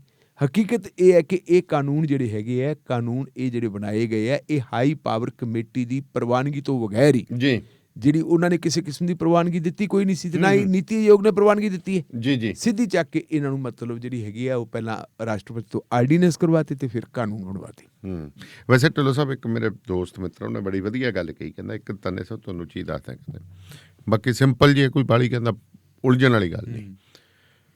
ਕਹਿੰਦਾ ਹੁਣ ਇਹ ਜਿਹੜੇ ਖੇਤੀਬਾੜੀ ਦੇ ਹੋਰ ਸਾਰੇ ਕਾਨੂੰਨ ਨੇ, ਅਸਲ ਕਹਿੰਦੇ ਦੇ ਕਾਰਨ ਕੀ, ਕਹਿੰਦੇ ਕਾਰਪੋਰੇਟ ਘਰਾਣਿਆਂ ਨੂੰ ਇਨਕਮ ਟੈਕਸ ਦੀ ਛੋਟ ਦਾ ਲਾਭ ਦੇਣਾ ਹੈ। ਬਿਲਕੁਲ। ਮੈਂ ਕਿਹਾ ਵੀ ਉਹ ਕਿਵੇਂ? ਕਹਿੰਦਾ ਦੇਖੋ ਜ਼ਮੀਨ ਹੈ, ਜ਼ਮੀਨ ਤੋਂ ਤਾਂ ਆਮਦਨ ਕਿੰਨੇ ਤਰ੍ਹਾਂ ਦੀ ਹੁੰਦੀ ਹੈ। ਜ਼ਮੀਨ ਤੇ ਤੁਸੀਂ ਘਰ ਵੀ ਬਣਾਉਣੇ ਹੋ, ਦੁਕਾਨ ਵੀ ਬਣਾਉਣੇ ਹੋ, ਠੀਕ ਹੈ। ਜ਼ਮੀਨ ਦੇ ਉੱਤੇ ਤੁਸੀਂ ਖੇਤੀ ਵੀ ਕਰਦੇ ਹੋ, ਜ਼ਮੀਨ ਤੇ ਤਾਂ ਬਣਦੇ ਨਹੀਂ ਬਣਦੇ, ਜ਼ਮੀਨ ਤੇ ਹੀ ਹੈ। ਹੁਣ ਕਹਿੰਦੇ ਐਗਜ਼ੰਪਸ਼ਨ ਕਿੱਥੇ ਹੈ? ਐਗਰੀਕਲਚਰ ਇਨਕਮ ਤੇ ਐਗਜ਼ੰਪਸ਼ਨ ਹੈ, ਮੀਨਸ ਐਗਰੀਕਲਚਰ ਪ੍ਰੋਡਿਊਸ ਤੇ ਐਗਜ਼ੰਪਸ਼ਨ ਹੈ। ਪਰ ਜਦੋਂ ਤੁਸੀਂ ਕਹਿੰਦਾ ਉਹਨੂੰ ਜ਼ਮੀਨ ਠੇਕੇ ਤੇ ਦੇ ਦਿੰਦੇ ਹੋ ਤਾਂ ਆਮਦਨ ਤੁਸੀਂ ਠੇਕੇ ਦੀ ਲੈ ਰਹੇ ਹੋ, ਐਗਰੀਕਲਚਰ ਪ੍ਰੋਡਿਊਸ ਦੀ ਤਾਂ ਨਹੀਂ ਲੈ ਰਹੇ। ਮੈਂ ਕਿਹਾ ਹਾਂ। ਕਹਿੰਦਾ ਹੁਣ ਤੁਸੀਂ ਉਹਨਾਂ ਕਿਸਾਨਾਂ ਨਾਲ ਗੱਲ ਕਰੋ ਜਿਨ੍ਹਾਂ ਨੇ ਸੋਲਰ ਸਿਸਟਮ ਨੂੰ ਦਿੱਤੀਆਂ ਦੁਕਾਨਾਂ ਜਾਂ ਗੋਦਾਮ ਬਣਾਉਣ ਨੂੰ ਓਪਨ ਪਲੈਂਥ ਦਿੱਤੇ ਆ। ਹੁਣ ਓਪਨ ਪਲੈਂਥ ਤੇ ਕੰਸਟਰਕਸ਼ਨ ਦਾ ਕੋਈ ਨਹੀਂ ਹੋਈ, ਹੈ ਤਾਂ ਜ਼ਮੀਨ। ਕੀ ਉਹ ਇਨਕਮ ਟੈਕਸ ਨਹੀਂ ਦਿੰਦੇ? ਮੈਂ ਕਿਹਾ ਦਿੰਦੇ ਆ। ਕੀ ਉਹ GST ਨਹੀਂ ਦਿੰਦੇ? ਮੈਂ ਕਿਹਾ ਦਿੰਦੇ ਆ। ਕਹਿੰਦਾ ਹੁਣ ਕੀ ਹੋਊਗਾ? ਜਦੋਂ ਕਹਿੰਦਾ ਕਾਰਪੋਰੇਸ਼ਨ ਤੁਹਾਡੀ ਜ਼ਮੀਨ ਠੇਕੇ ਤੇ ਲਊਗਾ, ਤੁਹਾਨੂੰ ਉਹਦਾ ਇਨਕਮ ਟੈਕਸ ਵੀ ਦੇਣਾ ਪਊ, ਉਹਦੇ ਉੱਤੇ GST ਵੀ ਦੇਣੀ ਪਊ, ਤੇ ਇਨਕਮ ਟੈਕਸ ਦਾ ਰਿਬੇਟ ਕਿਹਨੂੰ ਮਿਲੂ? ਜਿਹੜਾ ਵਾਹੀ ਕਰਦਾ। ਤੇ ਵਾਹੀ ਕੌਣ ਕਰੂਗਾ? ਉਹ ਕਾਰਪੋਰੇਟ ਕਰੂਗਾ। ਮਤਲਬ ਬੈਠਾ ਰਹੂਗਾ, ਨਾ ਉਹਦੇ ਤੇ ਆਊਗਾ, ਨਾ ਉਹਦੇ ਤੇ ਆਊਗਾ, ਵਾਹੀ ਤਾਂ ਲੋਕ ਕਰਨਗੇ। ਹਾਂ, ਮਲਕੀਅਤ ਉਹਦੇ ਕੋਲ, ਮਲਕੀਅਤ ਉਹਦੇ ਕੋਲੇ ਆ ਜੂ। ਉਹ ਜਿਹੜੀ ਪ੍ਰੋਡਿਊਸ ਹੈ ਖੇਤੀਬਾੜੀ, ਉਹ ਮਲਕੀਅਤ ਉਹਦੀ ਆ ਗਈ, ਮਾਲਕੀ ਉਹਦੇ ਕੋਲੇ। ਫੇਰ ਕਹਿੰਦਾ ਗੱਲਾਂ ਕੀ ਹੋਣਗੀਆਂ? ਕਹਿੰਦਾ ਫੇਰ ਕਹਿੰਦਾ ਤੁਹਾਡਾ ਕਿੱਲੇ ਚੋਂ ਤਾਂ ਨਿਕਲਦੀ ਆ ਔਸਤਨ 42 ਮਣ ਕਣਕ, ਉਹਨਾਂ ਦੀ ਨਿਕਲੂਗੀ 60 ਮਣ ਕਣਕ। ਨਾ 60 ਮਣ ਨਹੀਂ, ਉਹ ਤੋਂ ਵੱਧ। ਮੈਂ ਹੁਣ ਤੁਹਾਨੂੰ ਇੱਕ ਮਿਸਾਲ ਦੇਣਾ ਇਹਦੇ ਚ ਜੀ। ਜਿੰਨੇ ਡਾਕਟਰ ਹੈ ਸ਼ਹਿਰ ਦੇ ਵਿੱਚ, ਸਾਰੇ ਡਾਕਟਰਾਂ ਤੇ ਨਿਗਾਹ ਮਾਰ ਲਓ, ਉਹਨਾਂ ਨੇ 50 ਕਿਲੋਮੀਟਰ ਦੇ ਏਰੀਏ ਦੇ ਵਿੱਚ ਜ਼ਮੀਨਾਂ ਖਰੀਦ ਕੇ ਰੱਖੀਆਂ ਜੀ ਜੀ। ਕਿਸੇ ਨੇ 10 ਕਿੱਲੇ ਲੈ ਲਏ, ਕਿਸੇ ਨੇ 20 ਕਿੱਲੇ ਲੈ ਲਏ। ਉਹਨਾਂ ਦੇ ਜਿਹੜੇ ਹੈਗੇ ਜੇ ਫਾਰਮ ਵੀ ਕੱਟੀ ਦੇ। ਜਿਹੜੀ ਉਹ ਆਪਣੇ ਬਿਜ਼ਨਸ ਦੇ ਵਿੱਚੋਂ, ਆਪਣੀ ਡਾਕਟਰੀ ਦੇ ਵਿੱਚੋਂ, ਧੰਦੇ ਦੇ ਵਿੱਚੋਂ ਪੈਸਾ ਕਮਾਉਂਦੇ ਆ, ਕਾਲਾ ਧਨ ਕਮਾਉਂਦੇ ਆ ਜੀ। ਉਸ ਕਾਲੇ ਧਨ ਨੂੰ ਸਫੈਦ ਕਰਨ ਵਾਸਤੇ ਉਹ ਆਪਣੀ ਉਪਜ ਵੱਧ ਦਿਖਾ ਦਿੰਦੇ। ਆੜਤੀਆਂ ਦੇ ਨਾਲ ਮਿਲ ਕੇ ਜੇ ਫਾਰਮ, ਬਹੁਤ ਸਾਰੇ ਕਿਸਾਨ ਹੀ ਜਿਹੜੇ ਜੇ ਫਾਰਮ ਲੈਂਦੇ ਨਹੀਂ, ਉਹਨਾਂ ਦੇ ਨਾਂ ਦੇ ਉੱਤੇ ਉਹ ਬਣਾ ਕੇ ਆਪਣਾ ਇਸ ਤਰ੍ਹਾਂ ਕਰ ਲੈਂਦੇ। ਇੱਕ ਹੋਰ ਜੀ, ਬਹੁਤ ਵੱਡੇ ਵੱਡੇ ਘਰਾਂ ਦੀਆਂ ਟਰਾਂਸਪੋਰਟਾਂ ਚੱਲਦੀਆਂ। ਹਾਂ, ਚੱਲਦੀਆਂ ਜੀ। ਮੇਰੇ ਇਹ ਉਹ ਟਾਈਮ ਦਾ ਹੈ ਜਦੋਂ 2007 ਤੋਂ ਲੈ ਕੇ ਤੇ 2017 ਦੇ ਸਮੇਂ 'ਚ 10 ਸਾਲਾਂ 'ਚ ਜੀ ਇੱਕ ਸੰਦੀਪ ਬੱਸ ਵਾਲੇ ਹੈ, ਮਾਨਸਾ ਹੈਗੇ ਜੀ, ਉਹਨਾਂ ਦਾ ਪੰਪ ਵੀ ਹੈ। ਮੇਰੇ ਇੱਕ ਅੰਕਲ ਸੀਗੇ, ਹੁਣ ਇਸ ਦੁਨੀਆ 'ਚ ਨਹੀਂ ਰਹੇ, ਸਰਦਾਰ ਸੁਖਦੇਵ ਸਿੰਘ ਚਹਿਲ। ਉਹਨਾਂ ਨਾਲ ਬੜੀ ਨੇੜਤਾ ਸੀ, ਤੇ ਉਹ ਜਾ ਕੇ ਉੱਥੇ ਬਹਿ ਜਾਂਦੇ ਤੇ ਸੰਦੀਪ ਬੱਸ ਵਾਲੇ ਕਹਿੰਦੇ ਜੀ ਸਾਨੂੰ ਤਾਂ ਬਿਜ਼ਨਸ ਜਿਹੜਾ ਨਾ ਬੜਾ ਘਾਟੇ ਵਾਲਾ ਪੈ ਰਿਹਾ, ਮਾਰਤੇ ਸੀ ਤਾਂ ਜੀ ਇਹ ਤਾਂ ਟਰਾਂਸਪੋਰਟ ਵਾਲਾ ਧੰਦਾ ਛੱਡਦੇ ਜੀ। ਤੇ ਉਹ ਅੰਕਲ ਕਹਿੰਦੇ ਚਹਿਲ ਸਾਹਿਬ ਕਹਿੰਦੇ ਵੀ ਤੁਸੀਂ ਇਹਨੂੰ ਛੱਡ ਦਿਓ ਭਲਿਓ ਮਾਨਸੋ, ਤੇ ਲੋਕ ਤਾਂ ਬਣਾਈ ਜਾਂਦੇ ਆ ਕਿੰਨੀਆਂ ਜੀ। ਉਹ ਕਹਿੰਦਾ ਜੀ ਵੱਡੇ ਘਰਾਂ ਨੇ, ਸਰਕਾਰਾਂ ਵਾਲਿਆਂ ਨੇ ਸਾਨੂੰ ਪੱਟਤਾ। ਕਹਿੰਦੇ ਕਿਵੇਂ ਪੱਟਤਾ? ਵੀ ਤੁਹਾਨੂੰ ਦੱਸੋ ਕੀ? ਉਹ ਕਹਿੰਦੇ ਜੀ ਉਹਨਾਂ ਦੀਆਂ 52 ਸੀਟਾਂ। ਹਾਂਜੀ, ਬੰਦਾ ਭਾਵੇਂ ਉਹਦੇ ਵਿੱਚ ਇੱਕ ਨਾ ਚੜੇ। ਜਿਹੜੀਆਂ 52 ਸੀਟਾਂ ਤਾਂ ਛੋਟੀਆਂ ਬੱਸਾਂ ਦੀਆਂ, ਜਿਹੜੀਆਂ ਵੱਡੀਆਂ ਆ ਗਈਆਂ ਵੋਲਵੋ ਵਗੈਰਾ, ਇਹਦੇ ਵਿੱਚ ਜੀ ਕਹਿੰਦੇ ਵੀ ਉਹਨਾਂ ਦੇ ਜਿਹੜੇ ਇਨਕਮ ਟੈਕਸ ਰਿਟਰਨ ਭਰਦੇ ਆ ਨਾ ਜੀ, ਉਹਦੇ ਵਿੱਚ ਫੁੱਲੀ ਦੱਸਦੇ ਜੀ ਸਾਨੂੰ ਤਾਂ ਟਰਾਂਸਪੋਰਟ ਚੋਂ ਇੰਨਾ ਪੈਸਾ ਆ ਗਿਆ। ਜਿਹੜਾ ਦੂਜਾ ਮਤਲਬ ਜਿਹੜੀ ਹੈਗੀ ਹੈ ਕਮਾਈ ਹੋਰ ਪਾਸਿਓਂ ਆਉਂਦੀ, ਉਹ ਕਮਾਈ ਸਾਰੀ ਦੀ ਸਾਰੀ ਇੱਧਰ ਦਿਖਾ ਦਿੰਦੇ ਆ, ਤੇ ਉਹ ਜਿਹੜਾ ਹੈਗਾ ਚਿੱਟਾ ਧਨ ਬਣ ਜਾਂਦਾ ਜੀ। ਵੱਡੇ ਟਰਾਂਸਪੋਰਟਰਾਂ ਦੀ ਉਹਨਾਂ ਨੇ ਗੱਲ ਕਰੀ, ਜਦੋਂ ਕਹਿੰਦੇ ਵੀ ਉਹਨਾਂ ਦੀਆਂ ਸਾਰੀਆਂ ਭਰੀਆਂ ਹੁੰਦੀਆਂ, ਸਾਡੀਆਂ ਬੱਸਾਂ 'ਚ ਹੁੰਦੇ ਬੰਦੇ 10, ਅਸੀਂ ਉਸ ਕਿਸਮ ਦਾ ਇਨਕਮ ਟੈਕਸ ਭਰਦੇ ਹਾਂ, ਤੇ ਇਨਕਮ ਟੈਕਸ ਵਾਲੇ ਨਾਲ ਦੀ ਨਾਲ ਆ ਕੇ ਲੈ ਕੇ ਆਪਦੀਆਂ ਬਈ ਖਾਤੇ ਜੇ ਸਾਰਾ ਸਾਡੇ ਕੋਲੇ ਆ ਜਾਂਦੇ ਵੀ ਤੁਸੀਂ ਟੈਕਸ ਚੋਰੀ ਕਰਦੇ ਹੋ। ਉਹ ਕਹਿੰਦੇ ਵੀ ਸਾਨੂੰ ਸਾਧਾਂ ਨੂੰ ਚੋਰ ਬਣਾਉਂਦੇ, ਤੇ ਚੋਰ ਹੈ ਜਿਹੜੇ ਉਹ ਸਾਧ ਬਣ ਜਾਂਦੇ। ਇਹ ਬਿਲਕੁਲ ਇਹੀ ਹੈ। ਇਹ ਹੈਗਾ ਸੀ ਛੋਟੇ ਪੱਧਰ ਦਾ ਕਾਰੋਬਾਰ ਜੀ। ਹੁਣ ਇਸ ਕਾਰੋਬਾਰ ਦੇ ਵਿੱਚੋਂ, ਕਿਉਂਕਿ ਜਿਹੜੀ ਹੈਗੀ ਹੈ ਲੋਡ ਕਾਢ ਦੀ ਮਾਂ ਕਿ ਇਨਕਮ ਟੈਕਸ ਬਚਾਉਣਾ ਕਿਵੇਂ ਜੀ, ਜਾਂ ਇਨਕਮ ਟੈਕਸ ਚੋਰੀ ਕਿਵੇਂ ਕਰਨਾ, ਉਹਦੇ ਵਾਸਤੇ ਫਿਰ ਇਹ ਤਾਂ ਬਹੁਤ ਵਧੀਆ ਫਾਰਮੂਲਾ ਹੈ। ਹਿੰਗ ਲੱਗੇ ਨਾ ਫਟਕੜੀ, ਰੰਗ ਚੋਖਾ ਹੀ ਚੋਖਾ। ਬਿਲਕੁਲ ਤੁਹਾਡੀ ਗੱਲ ਸਹੀ ਹੈ। ਤੇ ਹੁਣ ਟਰੈਕਟਰ ਰੈਲੀ ਬਾਰੇ ਸੁਪਰੀਮ ਕੋਰਟ ਦੇ ਜਿਹੜਾ ਰੁੱਖ ਹੈ ਜੀ, ਦਖਲ ਨਾ ਦੇਣ ਤੋਂ ਮਨਾ ਕੀਤਾ ਹੈ। ਜਿਵੇਂ ਆਪਾਂ ਕਹਿ ਦਈਏ, ਕੋਈ ਕਹਿੰਦੀ ਵੀ ਕੱਲ੍ਹ ਵੀ ਕਿਹਾ ਸੀ ਆਪਦਾ ਕਾਗਜ਼ ਪੱਤਰ ਚੱਕੋ ਭਾਈ, ਲੈ ਜਾਓ, ਪੁਲਿਸ ਵਾਲਿਆਂ ਨੂੰ ਕਹਿਤਾ ਸੀ ਤੁਸੀਂ ਦੱਸਿਆ ਜੀ। ਹੁਣ ਉਹਦਾ ਅੱਗੇ ਕੀ ਹੋਊਗਾ? ਦੇਖੋ ਗੱਲ ਇੱਕ ਇਹ ਹੈ ਕਿ ਅੱਜ ਵੀ ਕਿਸਾਨ ਜਥੇਬੰਦੀਆਂ ਦੇ ਨਾਲ ਪੁਲਿਸ ਅਧਿਕਾਰੀਆਂ ਦੀ ਮੀਟਿੰਗ ਹੋਈ ਹੈ, ਤੇ ਕਿਸਾਨ ਜਥੇਬੰਦੀਆਂ ਨੇ ਕਹਿਤਾ ਜਿਹੜਾ ਸਾਡਾ ਤੈਅ ਰੂਟ ਹੈਗਾ ਜੀ, ਉਹੀ ਜਿਹੜਾ ਰਿੰਗ ਰੋਡ ਵਾਲਾ, ਜਿਹੜੀ ਅੰਦਰ ਦੀ ਹੋ ਕੇ ਚੱਲਦੀ, ਅਸੀਂ ਤਾਂ ਜੀ ਇੱਥੇ ਟਰੈਕਟਰ ਆਪਦੀ ਜਿਹੜੀ ਹੈ ਪਰੇਡ ਕੱਢਾਂਗੇ ਜੀ, ਕਿਸਾਨ ਪਰੇਡ। ਪੁਲਿਸ ਵਾਲੇ ਕਹਿੰਦੇ ਜੀ ਨਹੀਂ, ਅਜੇ ਤੱਕ ਪੁਲਿਸ ਨੇ ਉਹਨਾਂ ਨੂੰ ਇਜਾਜ਼ਤ ਨਹੀਂ ਦਿੱਤੀ ਜੀ। ਪਰ ਸਵਾਲ ਇਹ ਪੈਦਾ ਹੁੰਦਾ ਕਿ ਸੁਪਰੀਮ ਕੋਰਟ ਨੇ ਫੈਸਲਾ ਕਿਉਂ ਕੀਤਾ? ਆਪਾਂ ਪਹਿਲਾਂ ਸੁਪਰੀਮ ਕੋਰਟ ਦੀ ਗੱਲ ਕਰਕੇ ਹਟੇ ਕਿ ਸੁਪਰੀਮ ਕੋਰਟ ਨੂੰ ਥੋੜ੍ਹਾ ਜਿਹਾ ਹੁਣ ਇਸ ਗੱਲ ਦਾ ਅਹਿਸਾਸ ਹੋ ਰਿਹਾ ਕਿ ਜਿਹੜੀ ਭਰੋਸੇਯੋਗਤਾ ਨਾ ਜੀ, ਉਹਦੇ ਤੇ ਸਵਾਲੀਆ ਨਿਸ਼ਾਨ ਲੱਗ ਰਹੇ। ਤੇ ਭਰੋਸੇਯੋਗਤਾ ਨੂੰ, ਕਿਸੇ ਵੀ ਸਿਸਟਮ ਦੇ ਉੱਤੇ ਜੇ ਤੁਹਾਡਾ ਭਰੋਸਾ ਨਾ ਰਵੇ ਜੀ, ਕਿਸੇ ਵੀ ਅਦਾਰੇ ਦੇ ਉੱਤੇ ਤੁਹਾਡਾ ਭਰੋਸਾ ਨਾ ਰਵੇ, ਤੇ ਉਹ ਅਦਾਰਾ ਜਾਂ ਅੱਜ ਹੈ ਨਹੀਂ ਤੇ ਕੱਲ੍ਹ ਹੈ ਨਹੀਂ, ਉਹਨੇ ਜਾਣਾ ਹੀ ਜਾਣਾ। ਉਹਦੇ ਤੇ ਲੋਕ ਵਿਸ਼ਵਾਸ ਨਹੀਂ ਕਰਦੇ, ਤੇ ਜਦੋਂ ਲੋਕ ਵਿਸ਼ਵਾਸ ਕਰਨੋਂ ਹਟ ਜਾਣ ਉਦੋਂ ਬਹੁਤ ਭਿਆਨਕ ਹੁੰਦਾ ਜੀ। ਮੈਂ ਸ਼ਾਇਦ ਪਹਿਲਾਂ ਵੀ ਗੱਲ ਸੁਣਾਈ, ਹੁਣ ਮੈਂ ਤੁਹਾਨੂੰ ਇੱਕੋ ਹੀ ਗੱਲ ਸੁਣਾ ਦਿੰਦਾ ਜੁਡੀਸ਼ਰੀ ਦੀ, ਹੂੰ ਕਿ ਜਦੋਂ ਅੰਗਰੇਜ਼ਾਂ ਦਾ ਰਾਜ ਹੁੰਦਾ ਸੀ, ਜੀ ਸਾਡੇ ਸ਼ਹਿਰ ਦੇ ਵਿੱਚ ਵੀ ਇੱਕ ਅੰਗਰੇਜ਼ ਜੱਜ ਲੱਗਿਆ ਹੋਇਆ ਸੀ। ਜੀ ਉਸ ਜੱਜ ਦੀ ਅਦਾਲਤ ਦੇ ਵਿੱਚ ਕੇਸ ਲੱਗਿਆ ਸੀ ਚੋਰੀ ਦਾ। ਹੂੰ ਚੋਰ ਹੈ ਜਿਹੜੇ ਉਹ ਜੇਲ੍ਹ ਦੇ ਵਿੱਚ ਬੰਦ ਸੀ, ਜੀ ਜ਼ਮਾਨਤ ਉਹਨਾਂ ਦੀ ਹੋਈ ਨਹੀਂ ਸੀ, ਲੇਕਿਨ ਉਹਨਾਂ ਦੇ ਖਿਲਾਫ ਗਵਾਹੀਆਂ ਵਗੈਰਾ ਕਿਸੇ ਨੇ ਨਹੀਂ ਦਿੱਤੀਆਂ। ਜਿਹੜਾ ਸਿਟੀ ਦਾ ਕੋਤਵਾਲ ਸੀ, ਹੂੰ ਸ਼ਹਿਰ ਦਾ ਕੋਤਵਾਲ ਸੀ, ਉਹਨੂੰ ਪਤਾ ਲੱਗ ਗਿਆ ਵੀ ਗਵਾਹੀਆਂ ਹੈ ਨਹੀਂ ਤੇ ਬੰਦੇ ਬਰੀ ਹੋਣਗੇ। ਬੜੀ ਹੋਣਗੇ। ਔਰ ਬਾਅਦ ਦੇ ਵਿੱਚ ਆ ਕੇ ਇਹਨਾਂ ਨੇ ਦੁਕਾਨਾਂ ਫੇਰ ਭੰਨਣੀਆਂ, law and order the problem ਹੋਊਗੀ, ਸਾਡੇ ਵਾਸਤੇ ਬੜੀ ਹੋਊ। ਉਹਨੇ ਉਹਨਾਂ ਦਿਨਾਂ 'ਚ ਜੀ ਕੋਈ 5-7 ਰੁਪਏ ਦਿੱਤੇ ਜੱਜ ਸਾਹਿਬ ਦੇ ਖਾਨਸਾਮੇ ਨੂੰ, ਅੱਛਾ ਜੀ, ਜਿਹਨੂੰ ਅਸੀਂ ਰਸੋਈਆ ਕਹਿੰਦੇ ਰਸੋਈਆ ਕਹਿੰਦੇ। ਵੀ ਆਹ ਲਾ 5-7 ਰੁਪਏ ਤੇ ਤੂੰ ਸਵੇਰੇ ਜਦੋਂ ਬ੍ਰੇਕਫਾਸਟ ਕਰਾਇਆ ਨਾ ਅਦਾਲਤ ਜਾਣ ਤੋਂ ਪਹਿਲਾਂ ਜੱਜ ਸਾਹਿਬ ਨੂੰ, ਹੂੰ ਤੇ ਉਦੋਂ ਇਹ ਬੋਚਕ ਨੇ ਗੱਲ ਕਹਿਦੀ, ਜਦੋਂ ਹੱਥ 'ਚ ਧਵਾ ਕੇ ਤੇ ਤੌਲੀਆ ਲੈ ਕੇ ਆਇਆ, ਹੱਥ ਪੂੰਝਣ ਲੱਗੇ ਜੱਜ ਸਾਹਿਬ, ਵੀ ਜਨਾਬ ਇਸ ਇਲਾਕੇ ਦੇ ਵਿੱਚ ਚੋਰ ਬੜੇ ਖਤਰਨਾਕ ਹੈ, ਹੂੰ ਬਹੁਤ ਭਿਆਨਕ ਚੋਰ ਹੈ ਜੀ। ਕਹਿੰਦਾ ਠੀਕ ਹੈ ਜੀ, ਬਸ ਇੰਨਾ ਕਹਿਣਾ, ਕਹਿੰਦਾ ਹੋਰ ਤੂੰ ਕੁਛ ਨਹੀਂ ਕੁਛ ਨਹੀਂ ਕਹਿਣਾ। ਉਹ ਕਹਿੰਦਾ ਠੀਕ ਹੈ ਜੀ। ਜਦੋਂ ਉਹਨੇ ਉਹੀ ਗੱਲ ਕੀਤੀ, ਉਹਨੇ ਹੱਥ ਧਵਾ ਕੇ ਤੇ ਤੌਲੀਆ ਫੜਾ ਕੇ ਤੇ ਕਹਿੰਦਾ ਚੋਰ ਬੜੇ ਖਤਰਨਾਕ ਹੈ। ਜੱਜ ਸਾਹਿਬ ਨੇ ਹੱਥ ਲੈ ਧੋ ਤੇ ਹੱਥ ਧੋ ਕੇ ਪੂੰਝ ਕੇ ਤੇ ਨਾਲ ਦੀ ਨਾਲ ਹੀ ਉਹਨਾਂ ਨੇ ਜੀ ਖਾਨਸਾਮੇ ਦੀ ਬਾਹ ਨੂੰ ਦੇ ਲਿਆ ਬਟਾ ਤੇ ਘਕਾ ਕੇ ਮਾਰੀ ਗਾਂ ਦੀ ਛੜ ਵਰਗੀ ਚਪੇੜ। ਹੂੰ ਕਹਿੰਦੇ ਹਾਂ ਦੱਸ ਤੈਨੂੰ ਕਿਹਾ ਕੀ ਨੇ? ਕਹਿੰਦਾ ਜੀ ਕੋਤਵਾਲ ਸਾਹਿਬ ਨੇ ਕਿਹਾ ਸੀ। ਹਾਂ ਹਾਂ ਤੇ ਜੱਜ ਸਾਹਿਬ ਨੇ ਆ ਕੇ ਕੋਤਵਾਲ ਨੂੰ ਸੱਦ ਲਿਆ ਤੇ ਐਸਪੀ ਨੂੰ ਵੀ ਸੱਦ ਲਿਆ। ਹੂੰ ਦੱਸੋ ਵੀ ਇਹ ਕਿਉਂ ਕਿਹਾ? ਨੀਮੀਆਂ ਪਾਈ ਖੜੇ। ਉਹਨੇ ਸਵਾਲ ਕੀਤਾ ਕਿ ਬ੍ਰਿਟਿਸ਼ ਕਰਾਊਨ ਦੇ ਤੁਸੀਂ ਜ਼ਿਆਦਾ ਵਫਾਦਾਰ ਹੋ ਕਿ ਮੈਂ ਵੱਧ ਵਫਾਦਾਰ? ਮੈਂ ਵੱਧ ਵਫਾਦਾਰ। ਉਹ ਅੰਗਰੇਜ਼ ਸੀ ਤੇ ਐਸਪੀ ਕਹਿੰਦਾ ਜਨਾਬ ਤੁਸੀਂ ਹੋ। ਉਹ ਕਹਿੰਦਾ ਜੇ ਅਸੀਂ ਲੰਬੇ ਸਮੇਂ ਤੋਂ ਇੱਥੇ ਰਾਜ ਕਰਦੇ ਆ ਰਹੇ ਹਾਂ, ਕਾਹਦੇ ਵਾਸਤੇ? ਲੋਕਾਂ ਦੇ ਵਿੱਚ ਸਾਡਾ ਭਰੋਸਾ ਬਣਿਆ ਹੋਇਆ। ਭਰੋਸਾ ਬਣਿਆ, ਬਿਲਕੁਲ। ਲੋਕ ਇਹ ਸਮਝਦੇ ਕਿ ਇੱਥੇ ਕਾਨੂੰਨ ਦਾ ਰਾਜ ਹੈ। ਹੂੰ ਜਿਨ੍ਹਾਂ ਬੰਦਿਆਂ ਦੇ ਖਿਲਾਫ ਗਵਾਹੀਆਂ ਹੈ ਨਹੀਂ, ਉਹ ਬਰੀ ਹੋਣ ਯੋਗ ਹੈ। ਹੂੰ ਜੇ ਉਹਨਾਂ ਦੇ ਨੂੰ ਅਸੀਂ ਸਜ਼ਾ ਕਰ ਦਿੰਦੇ ਹਾਂ ਜੀ ਤਾਂ ਉਹ ਕਹਿ ਦੇਣਗੇ ਜੀ ਅੰਗਰੇਜ਼ਾਂ ਦਾ ਕਾਨੂੰਨ ਹੈ ਜਿਹੜਾ ਬੜਾ ਖਤਰਨਾਕ ਹੈ, ਦਾਨੇ ਵਾਲੀਆਂ। ਸਭ ਪੁਰਾਣੇ ਬਜ਼ੁਰਗਾਂ ਨੂੰ ਆਪਾਂ ਅੱਜ ਵੀ ਦੇਖ ਲਈਏ, ਹਾਂਜੀ ਜੇ ਕੋਈ ਜਿਉਂਦਾ ਹੈ ਤਾਂ ਉਹ ਕਹਿੰਦੇ ਹੁੰਦੇ ਸੀ ਯਾਰ ਅੰਗਰੇਜ਼ੀ ਰਾਜ ਬਹੁਤ ਵਧੀਆ ਸੀ ਇਸ ਰਾਜ ਨਾਲੋਂ, ਆਹ ਕਾਲੇ ਅੰਗਰੇਜ਼ਾਂ ਨਾਲੋਂ ਉਹਨਾਂ ਅੰਗਰੇਜ਼ਾਂ ਦਾ ਰਾਜ ਬਹੁਤ ਵਧੀਆ ਸੀ। ਉਹ ਇਸ ਕਰਕੇ ਸੀ ਕਿਉਂਕਿ ਉਹਨਾਂ ਦੀ ਕ੍ਰੈਡੀਬਿਲਿਟੀ ਬਣੀ ਸੀ, ਭਰੋਸਾ ਬਣਿਆ ਸੀ। ਹੁਣ ਸੁਪਰੀਮ ਕੋਰਟ ਨੂੰ ਜਿਹੜਾ ਇਹ ਲੈਣਾ ਪੈ ਗਿਆ ਜੀ, ਇਹ ਕ੍ਰੈਡੀਬਿਲਿਟੀ ਦਾ ਸਵਾਲ ਹੈ। ਕ੍ਰੈਡੀਬਿਲਿਟੀ ਨੂੰ ਦਰਸਾਉਣ ਵਾਸਤੇ ਉਹਨਾਂ ਨੇ ਕਹਿਤਾ ਜੀ ਨਹੀਂ, ਅਸੀਂ ਨਹੀਂ ਇਹ 'ਚ ਦਖਲ ਦੇਣਾ, ਤੁਹਾਡੇ ਕੋਲ ਬਥੇਰੀਆਂ ਪਾਵਰਾਂ। ਬਿਲਕੁਲ ਬਿਲਕੁਲ, ਸਰਕਾਰ ਕੋਲੇ ਵੀ ਪਾਵਰਾਂ ਹੈ ਔਰ ਪੁਲਿਸ ਕੋਲੇ ਵੀ ਪਾਵਰਾਂ। ਆਪਾਂ ਤਾਂ ਪਹਿਲਾਂ ਦੱਸ ਚੁੱਕੇ ਕਿ ਦਫਾ 144 ਕਿਹੋ ਜਿਹਾ ਹਥਿਆਰ ਹੈ, ਜੀ ਜੀ, ਜਿੱਥੇ ਮਰਜ਼ੀ ਹੈ ਉਹਨੂੰ ਲਾ ਦੇਣ, ਜਿੱਥੇ ਮਰਜ਼ੀ ਲਾ ਦੇਣ। ਕਹਿੰਦੇ ਕਹਾਉਂਦੇ ਬੰਦਿਆਂ ਨੂੰ, ਲੋਕ ਸਭਾ ਦੇ ਮੈਂਬਰਾਂ ਨੂੰ ਬਿਨਾਂ ਪੁੱਛੇ ਤਾਂ ਜ਼ਿਲ੍ਹੇ ਦਾ ਡੀਸੀ ਮਾਲਕ ਹੈ, ਜਿਹਨੂੰ ਮਰਜ਼ੀ ਫੜ ਕੇ 24 ਘੰਟੇ ਲਈ ਅੰਦਰ ਭੇਜ ਦੇ। ਤੁਸੀਂ ਦੇਖੋ ਜੀ, ਜਿੱਦਾਂ 15 ਤਾਰੀਖ ਨੂੰ ਸ਼ਾਇਦ ਗਵਰਨਰ ਰਾਜ ਭਵਨਾਂ ਦਾ ਘਿਰਾਓ ਕਰਨਾ ਸੀ ਕਾਂਗਰਸ ਨੇ, ਰਾਹੁਲ ਗਾਂਧੀ, ਪ੍ਰਿੰਕਾ ਗਾਂਧੀ ਗਏ ਸੀ ਤੇ ਜਿਹੜੇ ਆਪਣੇ ਕਾਂਗਰਸ ਵਾਲੇ ਐਮਪੀ ਜੰਤਰ ਮੰਤਰ 'ਚ ਬੈਠੇ ਹੈ, ਉਹਨਾਂ ਨੇ ਵੀ ਕਹਿਤਾ ਜੀ ਹਾਜ਼ਰੀਆਂ ਲਵਾ ਦਈਏ ਜੀ। ਉਹ ਉੱਠ ਕੇ ਆ ਕੇ ਨਾਰੇ ਮਾਰਦੇ ਸੜਕ ਤੇ ਆ ਗਏ ਸੀ। ਜੰਤਰ ਮੰਤਰ ਦੀ ਉਹਨਾਂ ਕੋਲੇ ਪਰਮਿਸ਼ਨ ਸੀ ਤੇ ਪੁਲਿਸ ਵਾਲਿਆਂ ਨੇ ਚੱਕ ਕੇ ਉਹਨਾਂ ਨੂੰ ਬਾਹਾਂ ਤੋਂ ਦਿੱਤੇ ਉਹਨਾਂ ਦੇ ਬਟੇ ਤੇ ਚੱਕ ਕੇ ਗੱਡੀ 'ਚ ਮਾਰਿਆ ਤੇ ਥਾਣੇ ਲੈ ਗਏ। ਨਾਲ ਉਹਨਾਂ ਦਾ ਜਿਹੜਾ ਤਾਂਗੜ ਪਟਿਆ ਉੱਥੇ ਪਿਆ ਸੀ, ਉਹਨਾਂ ਨੇ ਪੱਟ ਕੇ ਉਹ ਵੀ ਸਾਰਾ ਕੁਝ ਕਰ ਲਿਆ। ਜੇ ਪਾਰਲੀਮੈਂਟ ਦੇ ਮੈਂਬਰਾਂ ਨੂੰ ਇਸ ਕਰਕੇ ਕਿ ਦਫਾ 144 ਲੱਗੀ ਵੀ ਹੈ, ਮੈਂ ਦੱਸਦਾ ਤੁਹਾਨੂੰ, ਜਦੋਂ ਅਸੀਂ ਸਟੂਡੈਂਟ ਮੂਵਮੈਂਟ ਦੇ ਵਿੱਚ ਹੁੰਦੇ ਸੀਗੇ ਤੇ ਅਸੀਂ ਆਈਏ ਜੀ, ਆ ਕੇ ਇੱਕ ਪ੍ਰੋਟੈਸਟ ਕਰਦੇ ਜੋ ਕਚਹਿਰੀ ਕੋਲੇ ਆ ਗਏ ਤੇ ਜੀ ਸਾਨੂੰ ਉਹਨਾਂ ਨੇ ਗ੍ਰਿਫਤਾਰ ਕਰ ਲਿਆ। ਸਾਡੇ ਨਾਲ ਇੱਕ ਪੁਰਾਣਾ ਬਜ਼ੁਰਗ ਜਿਹੜਾ ਹੋਰ ਤੁਰਿਆ ਆਉਂਦਾ ਸੀ ਜੀ, ਵਿੱਚ ਉਹਨੂੰ ਕਹਿੰਦੇ ਵੀ ਤੂੰ ਆ ਜਾ। ਉਹਦਾ ਮੈਂ ਤਾਂ ਇਹਨਾਂ ਦੇ ਨਾਲ ਨਹੀਂ। ਕਹਿੰਦੇ ਨਹੀਂ ਤੂੰ ਨਾਲ ਹੈ, 50 ਤੋਂ ਵੱਧ ਬੰਦੇ ਜੀ। ਉਹਦਾ ਫਿਰ ਕੀ ਹੋ ਗਿਆ? ਕਹਿੰਦੇ ਜੀ ਦਫਾ 44 ਟੁੱਟ ਗਈ ਜੀ। ਤੇ ਉਹ ਬਜ਼ੁਰਗ ਨੇ ਪਤਾ ਕੀ ਕਿਹਾ? ਉਹ ਕਹਿੰਦਾ ਜੀ ਕੱਚ ਨਾਲੋਂ ਵੀ ਇਹ ਸਾਲੀ ਨਰਮ ਸੀਗੀ ਤੇ ਤੁਸੀਂ ਕਿਹਾ ਸੜਕਾਂ ਤੇ ਕਿਉਂ ਵਿਛਾਈ ਹੈ? ਮੇਰੇ ਤੁਰਨ ਨਾਲ ਹੀ ਟੁੱਟਦੀ ਹੈ। ਸੋ ਜਿਹੜੀ ਦਫਾ 44 ਜਿਹੜੀ ਹੈ ਬੰਦੇ ਦੇ ਤੁਰਨ ਨਾਲ, ਬੰਦੇ ਦੇ ਮਤਲਬ ਥੋੜੀ ਕਦਮ ਪੱਟਣ ਨਾਲ ਟੁੱਟਦੀ ਹੈ। ਉਹਦੇ ਨਾਲ ਜਿਵੇਂ ਮਰਜ਼ੀ ਹੈ ਬੰਦਿਆਂ ਨੂੰ ਤੁਸੀਂ ਡਿਟੇਨ ਕਰ ਸਕਦੇ ਹੋ। ਸੁਪਰੀਮ ਕੋਰਟ ਦੀ ਪਰਮਿਸ਼ਨ ਦੀ ਤਾਂ ਲੋੜ ਹੀ ਨਹੀਂ ਸੀ ਜੀ। ਬਿਲਕੁਲ, ਇਸੇ ਕਰਕੇ ਸੁਪਰੀਮ ਕੋਰਟ ਨੂੰ ਪਤਾ ਸੀ ਇਸ ਗੱਲ ਦਾ ਕਿ ਸਾਡੀ ਕ੍ਰੈਡੀਬਿਲਿਟੀ ਦੇ ਉੱਤੇ ਕਿੰਤੂ ਪ੍ਰੰਤੂ ਹੋਊਗਾ।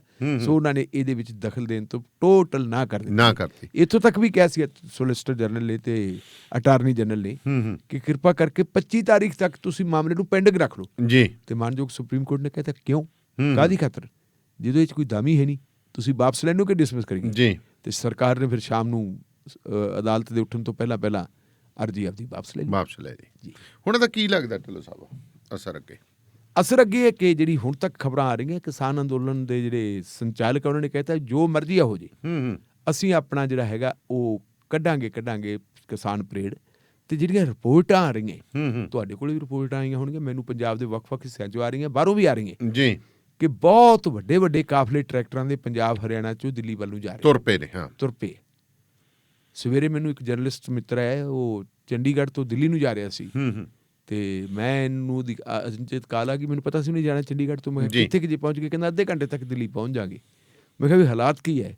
ਕਹਿੰਦਾ ਬਾਕੀ ਤਾਂ ਹਾਲਾਤ ਮੈਨੂੰ ਤਾਂ ਕਹਿੰਦਾ ਟਰੈਕਟਰ ਦੀ ਹੈ ਜਿੱਧਰ ਨੂੰ ਦੇਖੀ। ਜਿੱਧਰ ਨੂੰ ਜਾਂਦੇ ਹਾਂ, 2 ਟਰੈਕਟਰ ਜੁੜੇ ਹੋਏ ਆ। ਕਹਿੰਦਾ ਇੱਕ ਟਰੈਕਟਰ ਦੇ ਮਗਰ 2 ਪਾਏ ਹੋਏ ਆ, ਦੂਜੇ ਬੰਦ ਪਾਏ ਹੋਏ ਆ। ਤੇਲ ਦਾ ਤੇ ਬੱਚਤ ਨਾਲ ਕਹਿੰਦਾ ਵੀ ਜਿਹੜੀਆਂ ਜੀਪਾਂ ਦੇ ਮਗਰ ਟਰਾਲੀਆਂ ਪਾਈਆਂ ਹੋਈਆਂ ਉਹ ਵੱਖਰੀਆਂ ਪਾਈਆਂ ਹੋਈਆਂ। ਮਤਲਬ ਇੱਕ ਅਜੀਬ ਕਿਸਮ, ਜਦੋਂ ਇੰਨਾ ਲੋਕਾਂ ਦੇ ਵਿੱਚ ਉਤਸ਼ਾਹ ਹੋ ਜੇ ਤੇ ਨਹੀਂ ਤਾਂ ਪਰੇਡ ਤਾਂ ਨਿਕਲਣੀ। ਉੜੀਸਾ ਤੋਂ ਵੀ ਪਹੁੰਚ ਗਏ ਜੀ ਦੇਖੋ ਕਿਸਾਨ। ਹਾਂ, ਜੇ ਉੜੀਸਾ ਤੋਂ ਆ ਗਏ ਤਾਂ ਫਿਰ ਅੰਦਾਜ਼ਾ ਲਾਓ। ਨਾਲੇ ਸਭ ਤੋਂ ਆਪਾਂ ਗਰੀਬ ਕਿਸਾਨ ਗਿਣਦੇ। ਬਿਲਕੁਲ ਉੜੀਸਾ ਦਾ ਕਿਸਾਨ ਸਭ ਤੋਂ ਗਰੀਬ ਕਿਸਾਨ। ਬਿਲਕੁਲ। ਸੋ ਧੰਨਵਾਦ ਢਿੱਲੋਂ ਸਾਹਿਬ, ਸ਼ੁਕਰੀਆ ਜੀ।